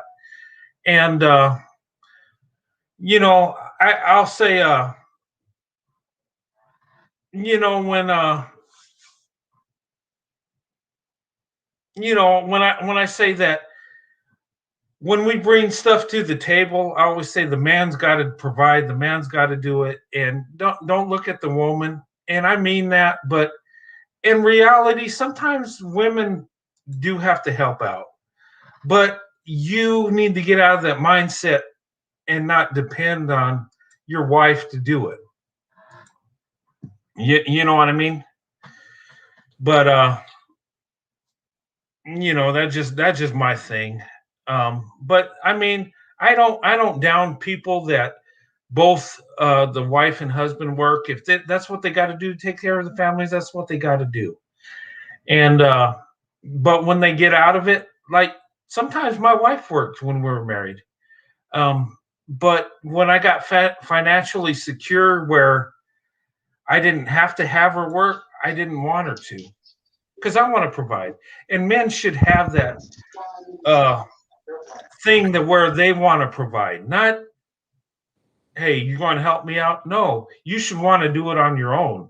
Now, there's times that your wife's got to help, and I don't down people for that. That's just society as it is today. But I just don't like the mindset. Hey, what are you coming to offer? I don't like that.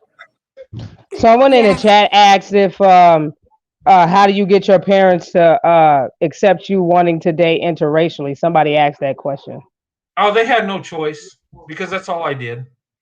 And hey, you're not going to stop me. That's hey. I was attracted to black women from the get go, and that's all I'm going for. And no disrespect to any other group of women, but that's always been brand preference. That's always what I've been attracted to, and you know what? That's who I'm gonna go for. That's where my heart is. Now, why would I date some other group of women that my heart's not there? And that's another thing. I never go after Becky for chasing black men. If that's what she wants, God bless her. Let her have it. Group, you know what I'm saying? I'm just saying. My parents, you know, my parents never steered me away from it. They never told me I couldn't do it. They just, they just told me the dangers of what people might think.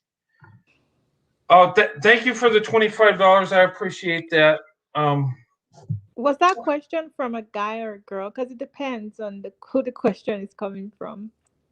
Because I know someone that was a black girl, and she's actually married now to her white husband.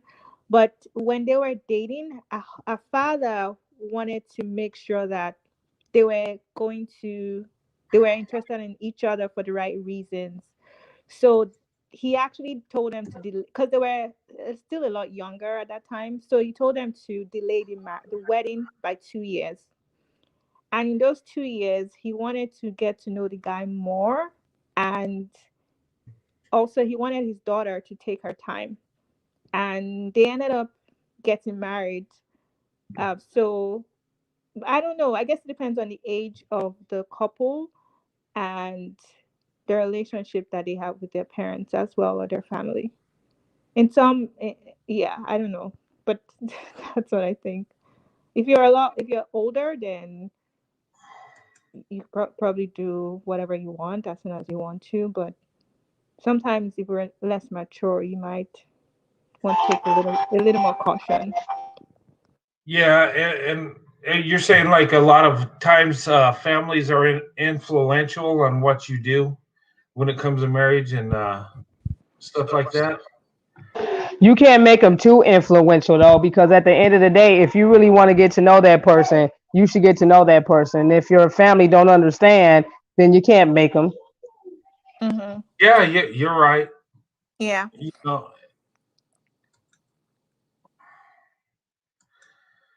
yeah, I mean, you got to be cautious with that because you know what? Who you marry affects you, not your family, not your friends, not your social gathering, not your inner circle, but it's you. And I always had a problem with people putting their 2 cents in and saying that you should, you know, not marry this person because they're this and that. I mean, who are you to say? I mean, Well, they're not your daddy. They ain't paying your bills. Man, your business. That's why I go. yeah, exactly. Bottom line is you got to make the choice yourself. You got to vet that person. And there was someone put out something earlier saying that something about black women and white men getting together and not being able to. Um, um, Gosh, I'm losing my train of thought. But anyway, black women and white men getting together and they're not able to a lot of times. A lot of times, the person you seek, you got to be in that inner circle. And I always say that if there's a certain person you want to be with, if you get in that inner circle, that you build their trust and you develop a relationship before you get the relationship. If that makes any sense. And you want to meet somebody from, say you're from a predominantly black or white neighborhood, but you want to get with that person, you got to get in that inner circle. And that's the best way to get with that person. You know what I mean? Because you get that trust before you start dating, before you carry it any further. And it might make it easier. Well, it's easier access anyway. That's like So, networking. yeah. And you know what? Dating and marriage is networking. You want to find that special person that you connect with. And dating, what's dating? It's a gateway to marriage. That's what it should be. You don't date just to date your whole life. You date to find out who is going to be that perfect wife or husband, right? The one, best for you. You get to know that person. It's not just dating so we can hook up and, fulfill our desires. No, it's to get to know each other. In traditional sense, I mean, I believe that we should get together for marriage, for families. I mean, that You should never you should never let your family talk you out of it. And the main reason because if they really love you, they'll come around anyway. and they do. And my family, my immediate family was okay with me dating black women or marrying a black woman. They didn't have a problem. Now, some of the people in my not so immediate family didn't like it or had issue with it. And some of my wife's family, didn't. I think her family was more accepting, but um, bottom line is it's my life, it's my wife's life, and you know what? If we love each other and we're different, so be it. We're going to live our life. But anyway, um, well, I had some topics, but we keep going, and this is awesome. Well, say your topics again, because Okay. Yeah, let sorry. me go over it. What I planned, it was interracial relationships. We kind of covered that. Swirling, divestment, and investment. Those were my topics. Um, the swirling thing, we hear that all the time, right? And I've heard definitions of swirling. Some people would consider me a swirler, and then some would not consider me as a swirler because the way they look at it, the way they define it. And I think there's different definitions of that. Um, that was one topic I wanted to talk about because we hear that a lot. But some people like me consider themselves a swirler. Some say they're not because they might say, I'm in an interracial marriage, but I'm not dating people of different races because I'm to one woman or whatever. But some say, well, interracial marriage is swirling. What do you ladies think about that? That definition? I think Kind of swirling is subjective. interracial like relationships, right? That's what swirling is, right? Yeah, I think so. I look at it as just interracial relationships, whether it be dating or marriage. But some people have said, no, you're not a swirler because you're married to one woman. You're not out there swirling. Well, I guess. I kind of agree. Because when I hear swirling, I mean, you hear like a lot of excitement. There's a lot of change, and I'm not saying the marriage it's not exciting, but when you hear swirling, just think of it. When you're swirling something, it's going around. There's changes. Maybe the wind hits it, and so I'm looking at it as these people. They're in and out of bed with different people. One minute they're with an Asian, next minute they're with a white, black, and they're just all over the place. To me, that's what I never really. I guess sometimes I took it as like, oh, that's kind of like offensive in a way, because when I hear people say, oh, you're swirling, and I'm like, I don't think that's, to me, compliment. It's not a compliment. Yeah. It's That is what a swirl is. Yeah. I'm sorry. I said that. I think that is Yeah. what a swirl is. You're all over the place. You're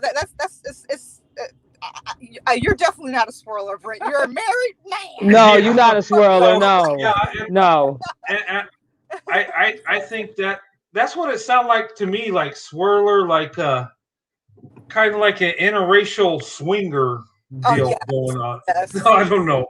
Yeah, that is Yeah. basically what it is. An interracial swinger, a person that dips out sometimes when they want the black girl, but then they come home to the white chick. That's basically what a swirling is. Kind of Uh-huh. in and out. Maybe That's Asian right. next week, black this week. Kind of Hmm. that type of thing. That's what I think. I mean, I don't know, 'cause when I hear that, that's what comes to my mind. Like when you swirl and I don't know what it sounds like to me. They actually had a crazy white guy that used to do that. But he wouldn't do it just with black women. He did it with all women, including anybody that wasn't white, basically. And he'd have them in their basements, and he'd Uh, kidnap them and stuff. And then for each time he'll let them go after a while, and then he'll go get somebody else that's a different race and do the same thing. So he was like a nutty kind of swirler. oh, okay. Yeah, I guess however you put it, because some people say, well, swirling, that's just interracial relationships. So I guess it depends on how I you don't think you're, refer to it yeah. as. It's not married couples though, because maybe they call you a swirler back in the day, Brent, but now you only have one woman for almost 30 years. So nah, that's not swirling. Yeah, I guess when I was dating, I would be considered a swirler because I was dating black women and I'm a white guy. So I could see where that definition.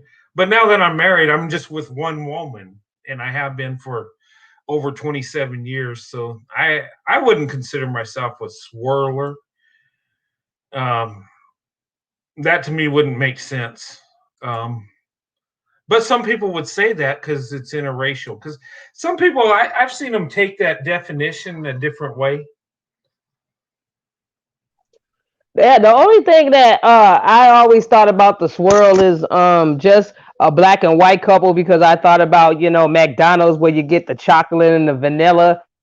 That's where the swirl thing came from. Yeah, and that's kind of funny because I went back when my kids were my kids are in their 20s right now, but back in the day when my kids were younger, we went to the zoo with my brother and his family, and my son said something. We're like um, looking at animals, and there's a zebra, and my son said, "Yeah, well, look, that zebra is just like us." And my sister-in-law was like, "Why That's would you funny. even say that?" He said, and my son's just like, "Well, we're black and white. We're both." My son's just kind of crazy that way. But I don't know. That just kind of came to my mind. But it's all good. But yeah, the swirling thing, I guess it's just how you say it and how you define it, because some people define it different ways, and that is some topic I kind of thought about because I don't call myself a swirler, but people call me a swirler, and I think a swirling is like multiple people, like most of you ladies were saying, but I mean it just depends on how you say it. I think the more people that interracially date and interracially marry, the more it's going to increase over the years because it's like when a kid sees that, they're more accepting of it. Like you could say, my oldest son, he's 16 years old, and he always tells me, I love interracial families because we're interracial family. And I told him about you guys, and I was like, okay, it's this guy on the internet that, is interracially married. He loves it because he sees it every day and he sees the diversity in it. And he has people at school that are half white, half Mexican, half white, half black. So I think it's gonna grow. The swirling thing is gonna grow even Yeah, more, and nobody's even gonna probably even use the term anymore. yeah, you're right. And with my oldest daughter, she embraces it. Well, all my kids embrace it, but my oldest daughter, she'll send me things on interracial relationships, like here and now and back in the day, like the Loving versus Virginia. She'll send me like articles or videos, and she embraces it.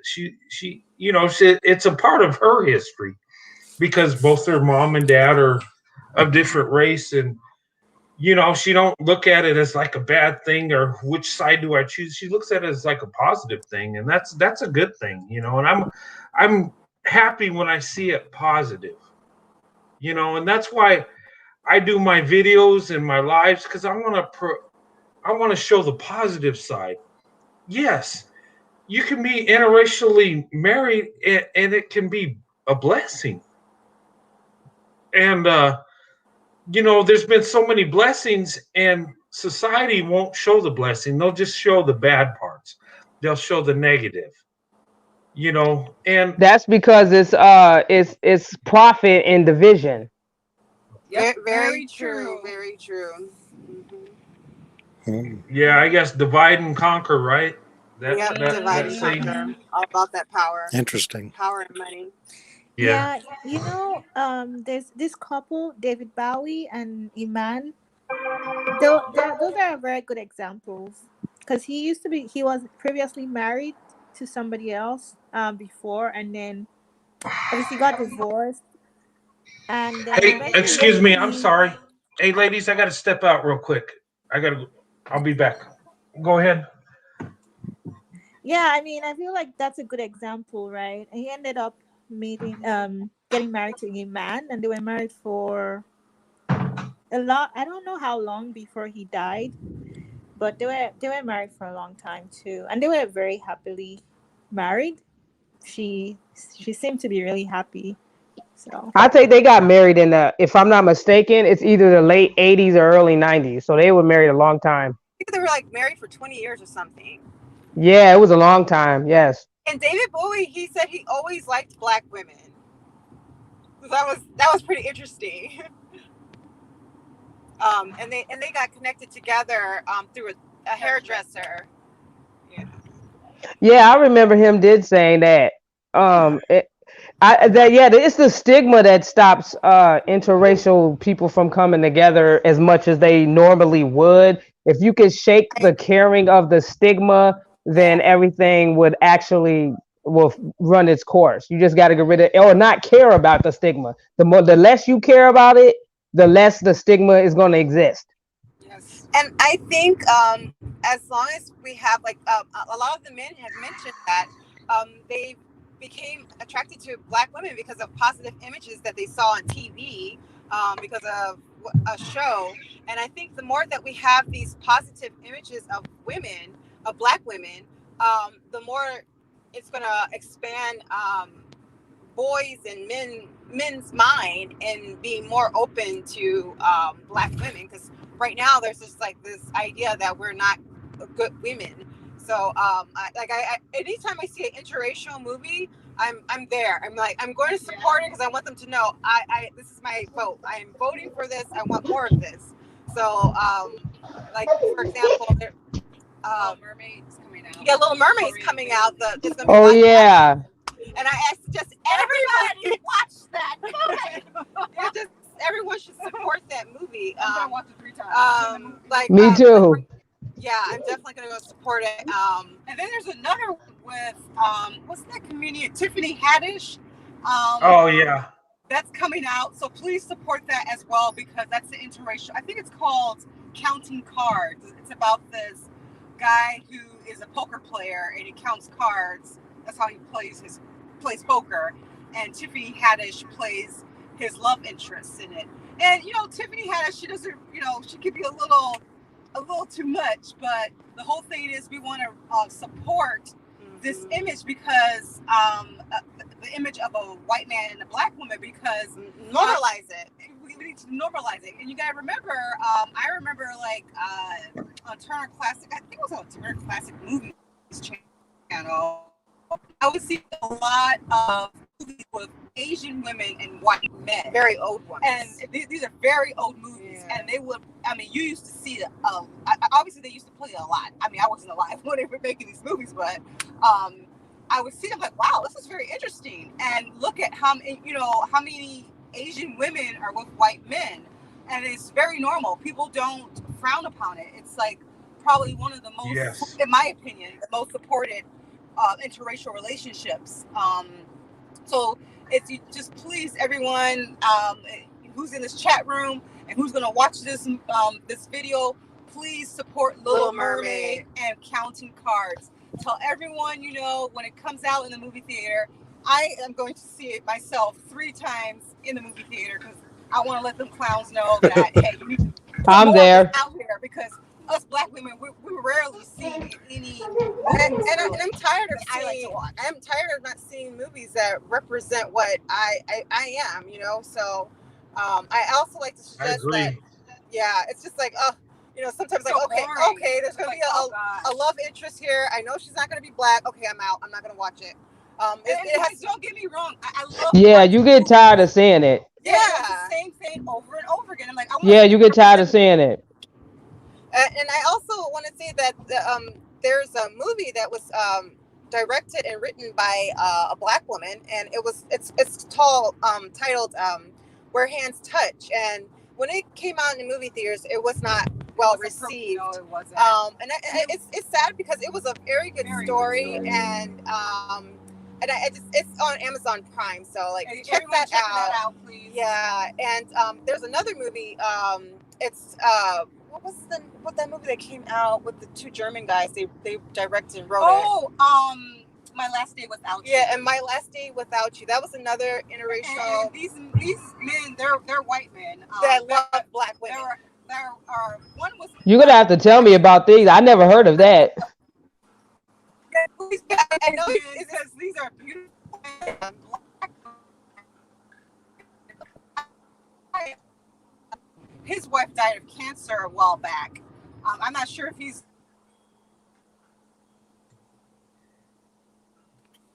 Okay. Because he's a Yeah. My Last Day Without.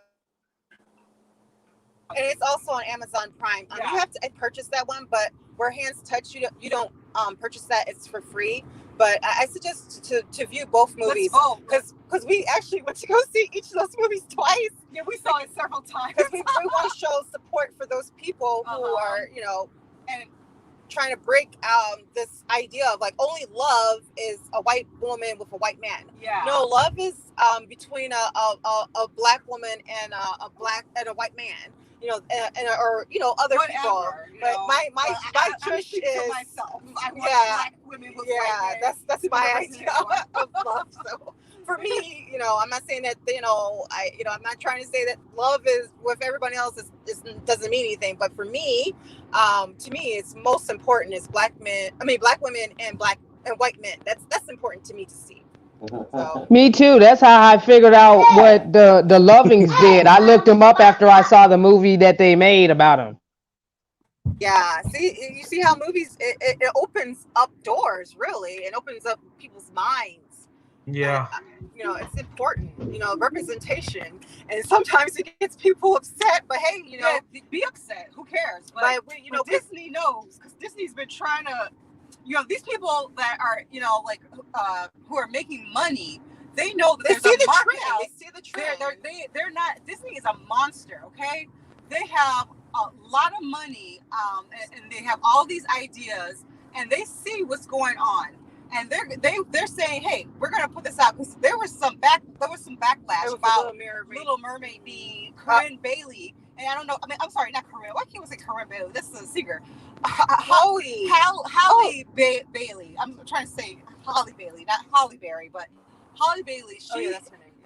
She's a singer with her sister, but she was casted for Little Mermaid, and everyone was upset. Yeah, and everyone was upset. They're like, "Oh, look, Ariel should be a white girl. She's not black," and they were very upset. But she's a character, man. She's not real. What the hell? She's a character. You act like the Little Mermaid. You met her and you signed autographs with her or something. She ain't real. And so it's To me, stop tripping. Yeah, exactly. I'm serious. You tripping for nothing. I remember I was like, she ain't real, boo boo. She could be anything she wants. I mean, I could have played the mermaid. Not real. And I love the Little Mermaid. Like, come on now. I love the Little Mermaid, and I'm so excited because it makes me even more happier That's awesome. that she's going to be black and she's going to be with Prince Eric, who's going to be a white man. Yeah, They just jealous because a female black mermaid got the captain of the white dude. Stop hating. It's just a movie. Hey, that's reality. Yeah. See what I was saying earlier. Everything is shifting, and the more normalized it becomes, the more people ain't gonna bat an eye because nobody bats an eye with my husband. They just tell me, "Ooh, how cute my kids are. Ooh, they're too cute." You know, they don't bat an eye, and even if they did, I don't care.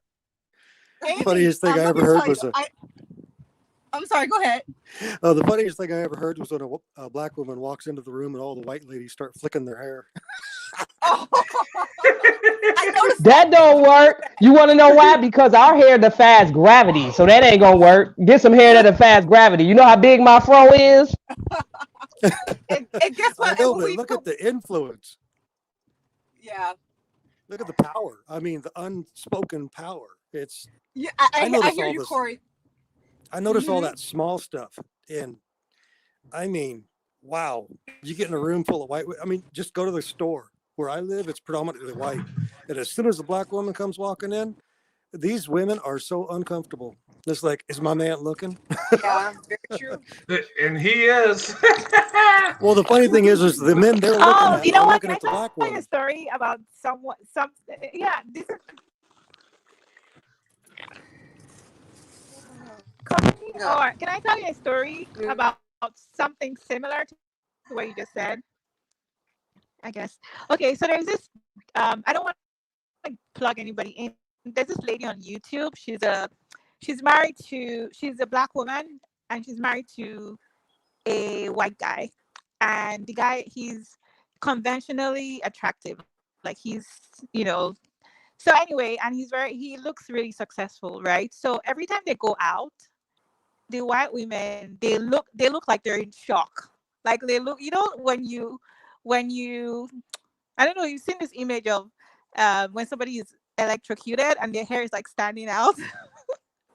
So Oh they yeah. look like they literally look like the lady said there was a time a lady was driving and it looked like she was about to have an accident when she saw her with her husband, because her husband is like, supposed to be in the tech world. He has a startup and he just looks really attractive, and they don't understand how she's with him. And not that she's not doing well herself. She's a medical doctor, but she's on YouTube. She's very vocal, so she talks about it, and it's like, why are you guys? Why are they so? Why does your presence bother them so much? I don't know.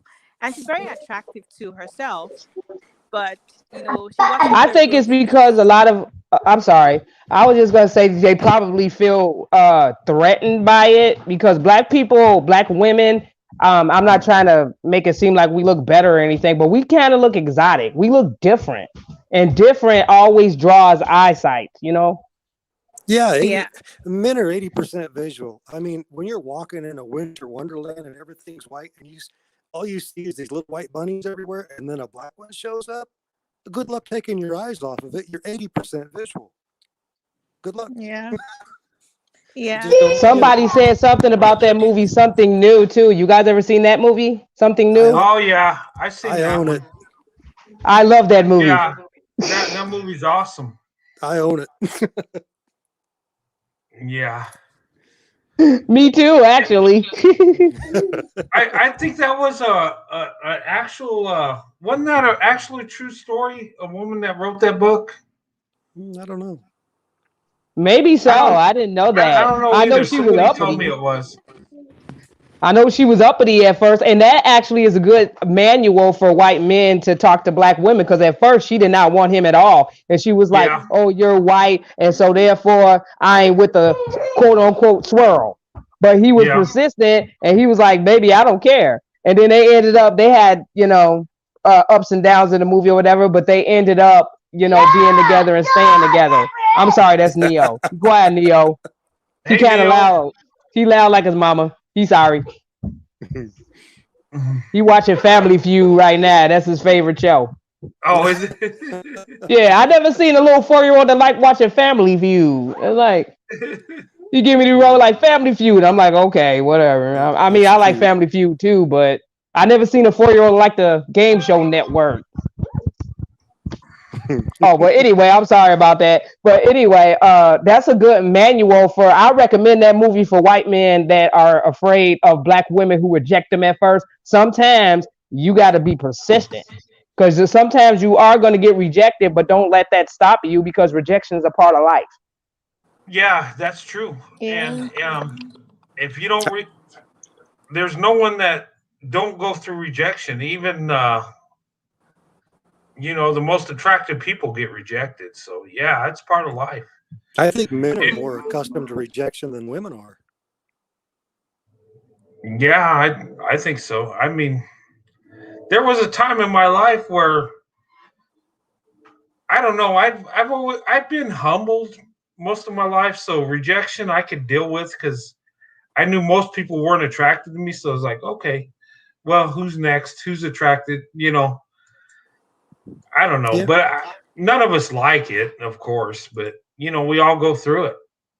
it builds But character. it does, and I think it makes you appreciate what you got. The person when you go through rejection, and then that person that don't reject you, you really appreciate it. Yeah, you gravitate toward them. Yeah, Yep. And when you get rejected a lot, it starts to lose its sting, yeah, and then it just becomes like, huh, okay, whatever, moving on. yeah. And I think once you get to that point, you're better off because and it builds it does build character, but it keeps you humbled because you don't think you're all that. And you know, I don't know, that's a good thing. Sometimes, hurtful things can be a blessing. Oh yeah. I'm gonna watch that movie when I get off this chat. I'm in the mood to see it now. Yeah, but that's my my husband actually told me that he got rejected by black women before, and yeah, it stung like you said, but then he kept trying, and then he was more straightforward. See, it made him actually better and learn from his mistakes before. And so he once asked me when he first started talking to me, he said, "Hey, you like white guys?" And I said, "Yeah. If I don't, then I'm limiting myself." And so he was Yeah. able to be more straightforward than he was before, and it gave him a better chance the second time around. Yep. I like in that movie where she would kind of politely insult him, and it didn't really phase him. He was, he's like, "Oh, okay." It didn't stop him from trying. He just kind of looked at her. I mean, she was still attractive to him, so he's not going to stop looking at her. She was Yeah. trying to fight it in that movie. I seen it all in her face. She was just being stubborn, and he could tell that she was just Well, being a yeah, little stubborn. when somebody's attracted to you, their eyes, their body language, they can't get away with it. They can't. Yeah, she was trying to front. That's all that was. I'm sorry with the slang. I kind of talk I'm kind of a tomboy, so. But We would even have like never the guessed that.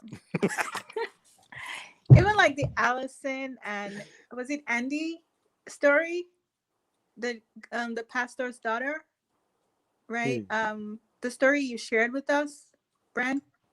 What's that? Remember the story you shared with us, Allison and Andy? Oh yeah, yeah, yeah. They had a similar story too, where she rejected him at first, right?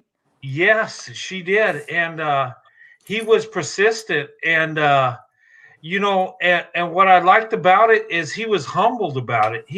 Most of us as men, we get rejected like that, we go on our way, say, oh, okay, whatever. And he told the story, and it wasn't, and I like the humility he had where he was, okay, she didn't, but he had love for her, even though she rejected him. And yeah, that was a beautiful thing. And then, you know, she opened her eyes and says, you know what? This is the man of my dreams. And it was a beautiful thing, but he was persistent. Yes. Yeah. I love that video. And I love that video too. It also shows that this man, he heard God speak to him, like the Holy Spirit told so him beautiful. that Yeah. that was his wife, and I think it gave him like that. Okay, just he said, I'll just hold back and wait. The Holy Spirit told me it's going to happen. I just have to hold back and wait, and and it did happen. He just continued being It himself.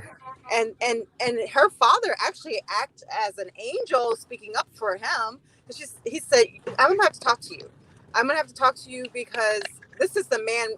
This man is your husband. So it was a beautiful story. I'm so happy that you share that, and the person who ever shared it to you with you, it's such a beautiful story. Yeah. That Yeah, was one of your videos. I don't think I saw that one. Yeah, that was a good one. And the lady that sent me that is a real sweet lady, real awesome. And I watched that, and you know what? I got a little emotional because it reminded me back when I married my wife, and how we came together and stuff. And my wife, she never thought about dating a white guy. She didn't even, in fact, she steered away from it because of her brother with his experience with white women that treated him bad, so she kind of went away from it. And then we met and it worked out. And it's one of those things where you see true love and it comes together, and that's I think with your guys' marriage, I know nothing about it, but I think that it was positioned that way because I remember you saying that, or your wife saying that her father, before he passed away, said, be open to white men. So yeah. I think that, and Amy, to answer your question, yeah, it's in one of Brent's videos. It's titled Interracial Marriages, I think, and Faith. Okay, I'm gonna have to look at that because I seen a few of your videos, Brent, but I didn't see all of them. The first video I saw of you, you were mad about the sexual fetishization thing. Oh, That's yeah. how you were saying Yeah. it. Fetishization. I was like, he got an attitude. I said, I was like, I like that, but then you start sounding so sweet. I love my wife. I was like, oh, Yeah. like I'm a tomboy, but you brought the girl out in me in that one. Tell you that. I hate the fetishization that they throw on white men. I absolutely hate it. It makes my blood.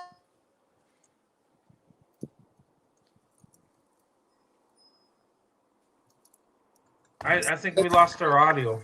I'm sorry. Someone was trying okay. to call me. Oh. I was just saying that I hate that people throw that on white men because it's like they're just doing something natural. They see an attractive woman, don't try to make it into something that it's not.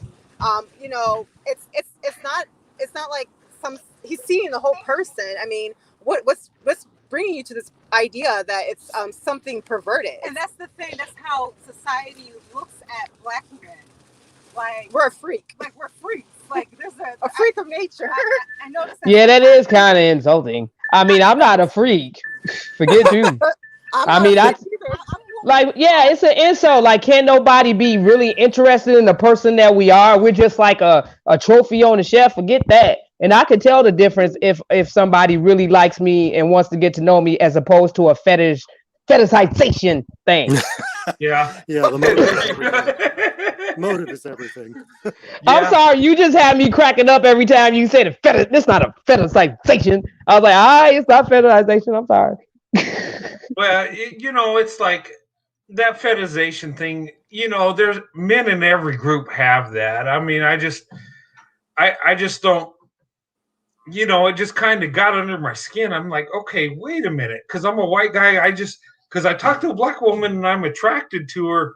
It's just some fetishization or some desire I want to fulfill. Maybe I just love the girl. Maybe I just want to have a relationship. Maybe it's something that can be positive. Guys. But yeah, but yeah, I like a gentleman.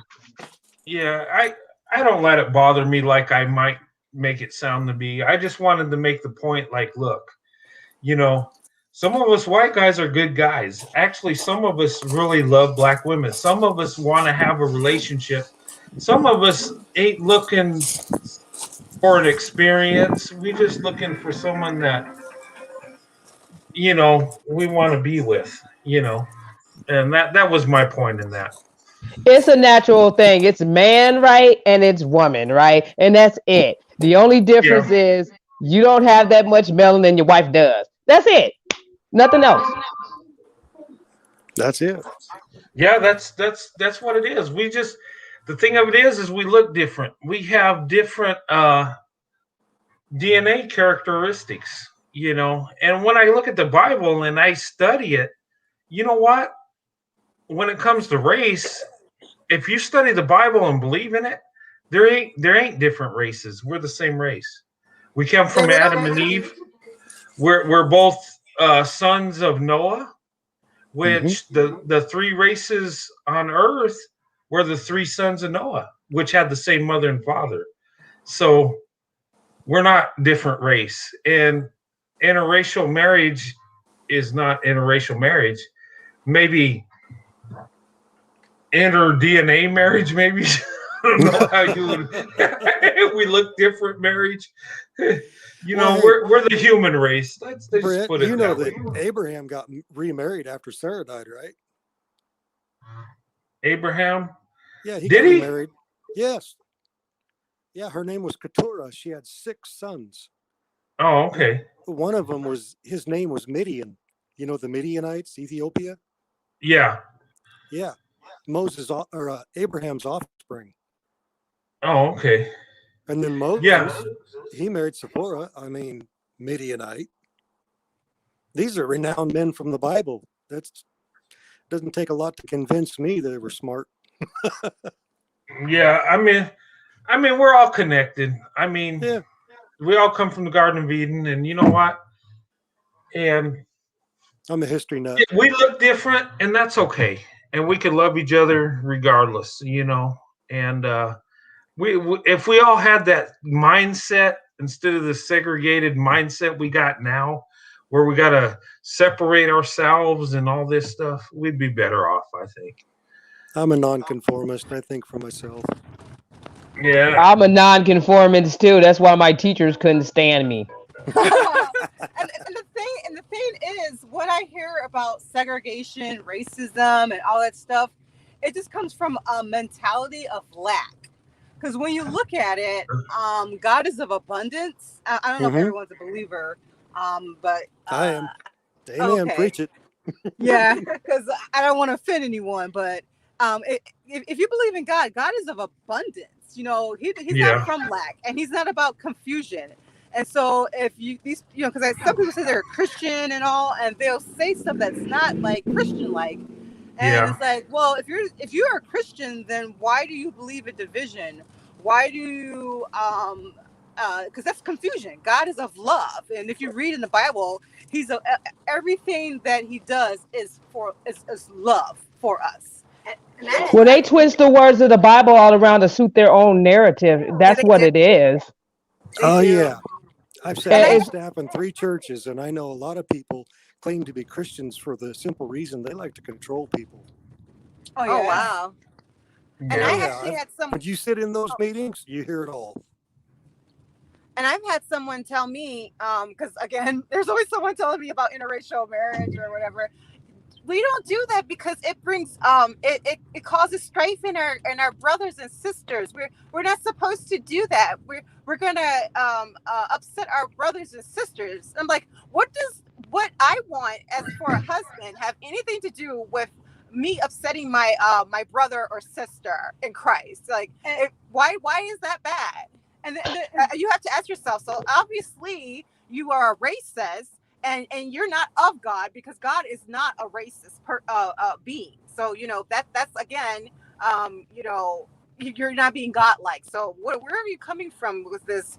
Oh, don't interracial date or marry because you're gonna upset your brother or sister. And there's that makes no sense. I no, know, it right? doesn't. It doesn't. Right. I And, had and to there, actually educate one of my foremans one time because he was getting offensive to me. He was talking about black people I didn't like it. But anyway, I told him, I said, we're all made in the image of God, right? And he goes, yeah. Yeah, we And I are. said, so why do you have a problem with the image of God? Now, this That is was my a point. great comeback. That's a great comeback. Oh That's a yeah, burn right that's there. awesome. Well, I'm That's just a sitting there. burn. I'm just That's sitting there, and truth. it's like you think you're so smart, but you actually hate God's image. Now, last time I checked, only Satan hated God's image and tried to overthrow Yeah. it. Yes. So, Satan I was mean, jealous of whose God. child are you going to be? I You said it yeah, right there. don't get me started. I'm being polite so far. I Sometimes come. you can't be polite. Sometimes you got to put your foot. That's another thing that black women like. Black women like a sensitive man like Brent and you, but we do like a man that could get down when he needs to be. You know what I'm saying? I've been blue collar for a long time. Hey, I'm blue collar all the way. I've always lived it. I can handle myself. Hey, guys. Hey, Corey, ladies. I'm gonna have to wrap this up. I'm at my daughter's house, and we got some. We got to go have dinner and have some activities. But this live was awesome, and I appreciate each and every one of you that have come on to the panel, and each and every one of you that have watched. And I love doing this, and I'm going to have another live Sunday. And if you guys want to jump on again, I love these jump on lives. This is beautiful. And we didn't cover all the topics I wrote down, but that's okay. As long as we had a good discussion, learned something, and It's I the think we quality. did. And I think we did, and we had a We'll good promise to discussion. stick to him next time. Oh no, it's all we don't. You know what? It don't even matter. We stick to them. What matters is we have a discussion, Yep. and we learn something, and us in the interracial community, those of us that are married interracially, date interracially, and those of us that see other people as our equals, even though they don't look like us or have the same culture, that's the beautiful thing. And that's the thing that's going to bind us together, and that's the thing that's going make this us coming together a blessing. And someone said, they thought my channel that God had something for me, and I believe that. It don't mean this is going to be thousands of people subscribe to this channel. It might not go as far as it is. What it is I reach a couple people, and they reach a couple people, and the blessings push forward. And those of us that are married interracially or dating interracially, have relationships, we're pushing a positive narrative. And that's a blessing in it. And that's what makes it so valuable. And that's why I like doing it. I don't really care how many people subscribe. I really don't. Just as long as people I can connect that are like me, and we can bless each other. We can have a positive narrative, and we can, make something good of it, and bless each other. That's what I want out of it. And that's what I think we're doing. And I changed my channel from Roadrunner 89 to Roadrunner 89 Network, because it's not about me, it's about all of us. And that's what I want my channel to be about.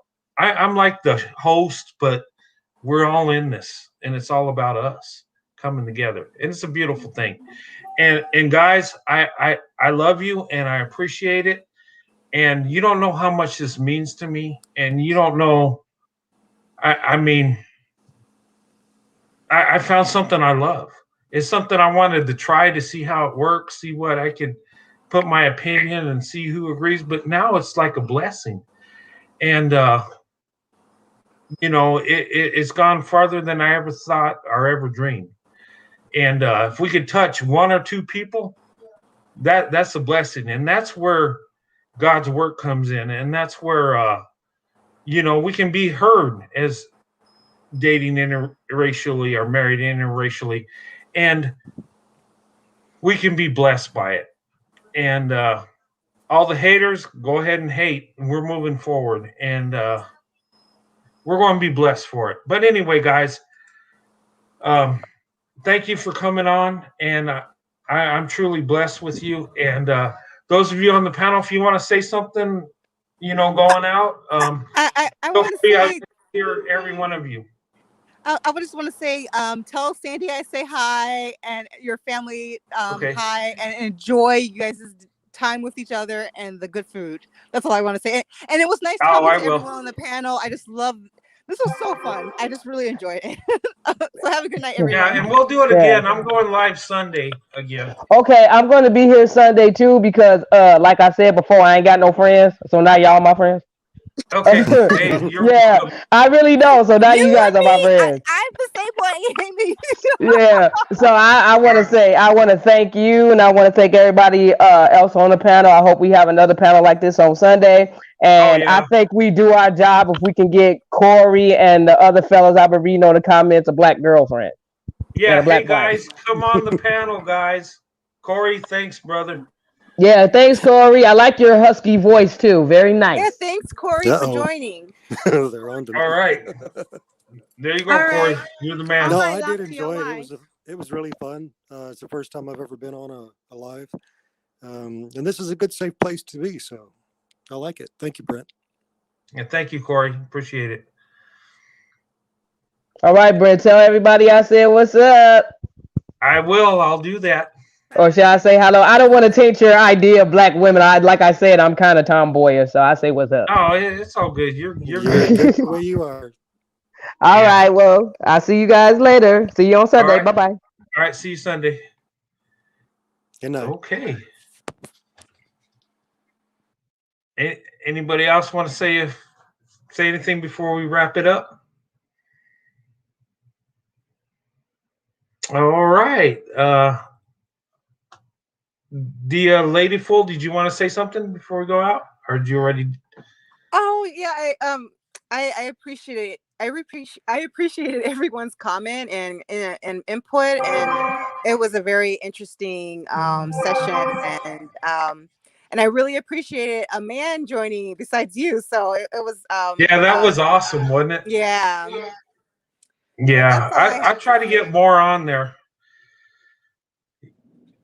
Yeah, and I think we will as we go on. But hey, thank you for coming on, and it's been awesome. Yeah, thanks Uh, for setting this up. oh yeah, no problem. We'll do it again Sunday. I'll be home Sunday, and we'll get it together. We'll do it again. It's fun. I enjoy it. Yeah, it was absolutely fun. Well, take care. All right, you too. Thank you. All right, everyone. I'm gonna go ahead and wrap this up, but thank you for joining in on the live.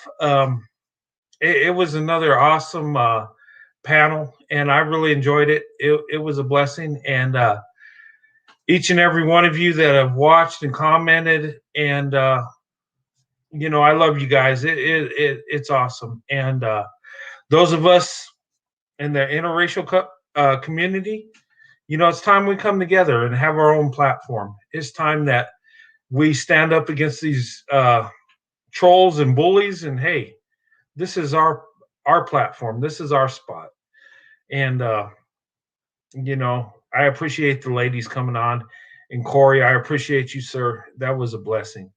You guys, this has been great, and I'll see you Sunday.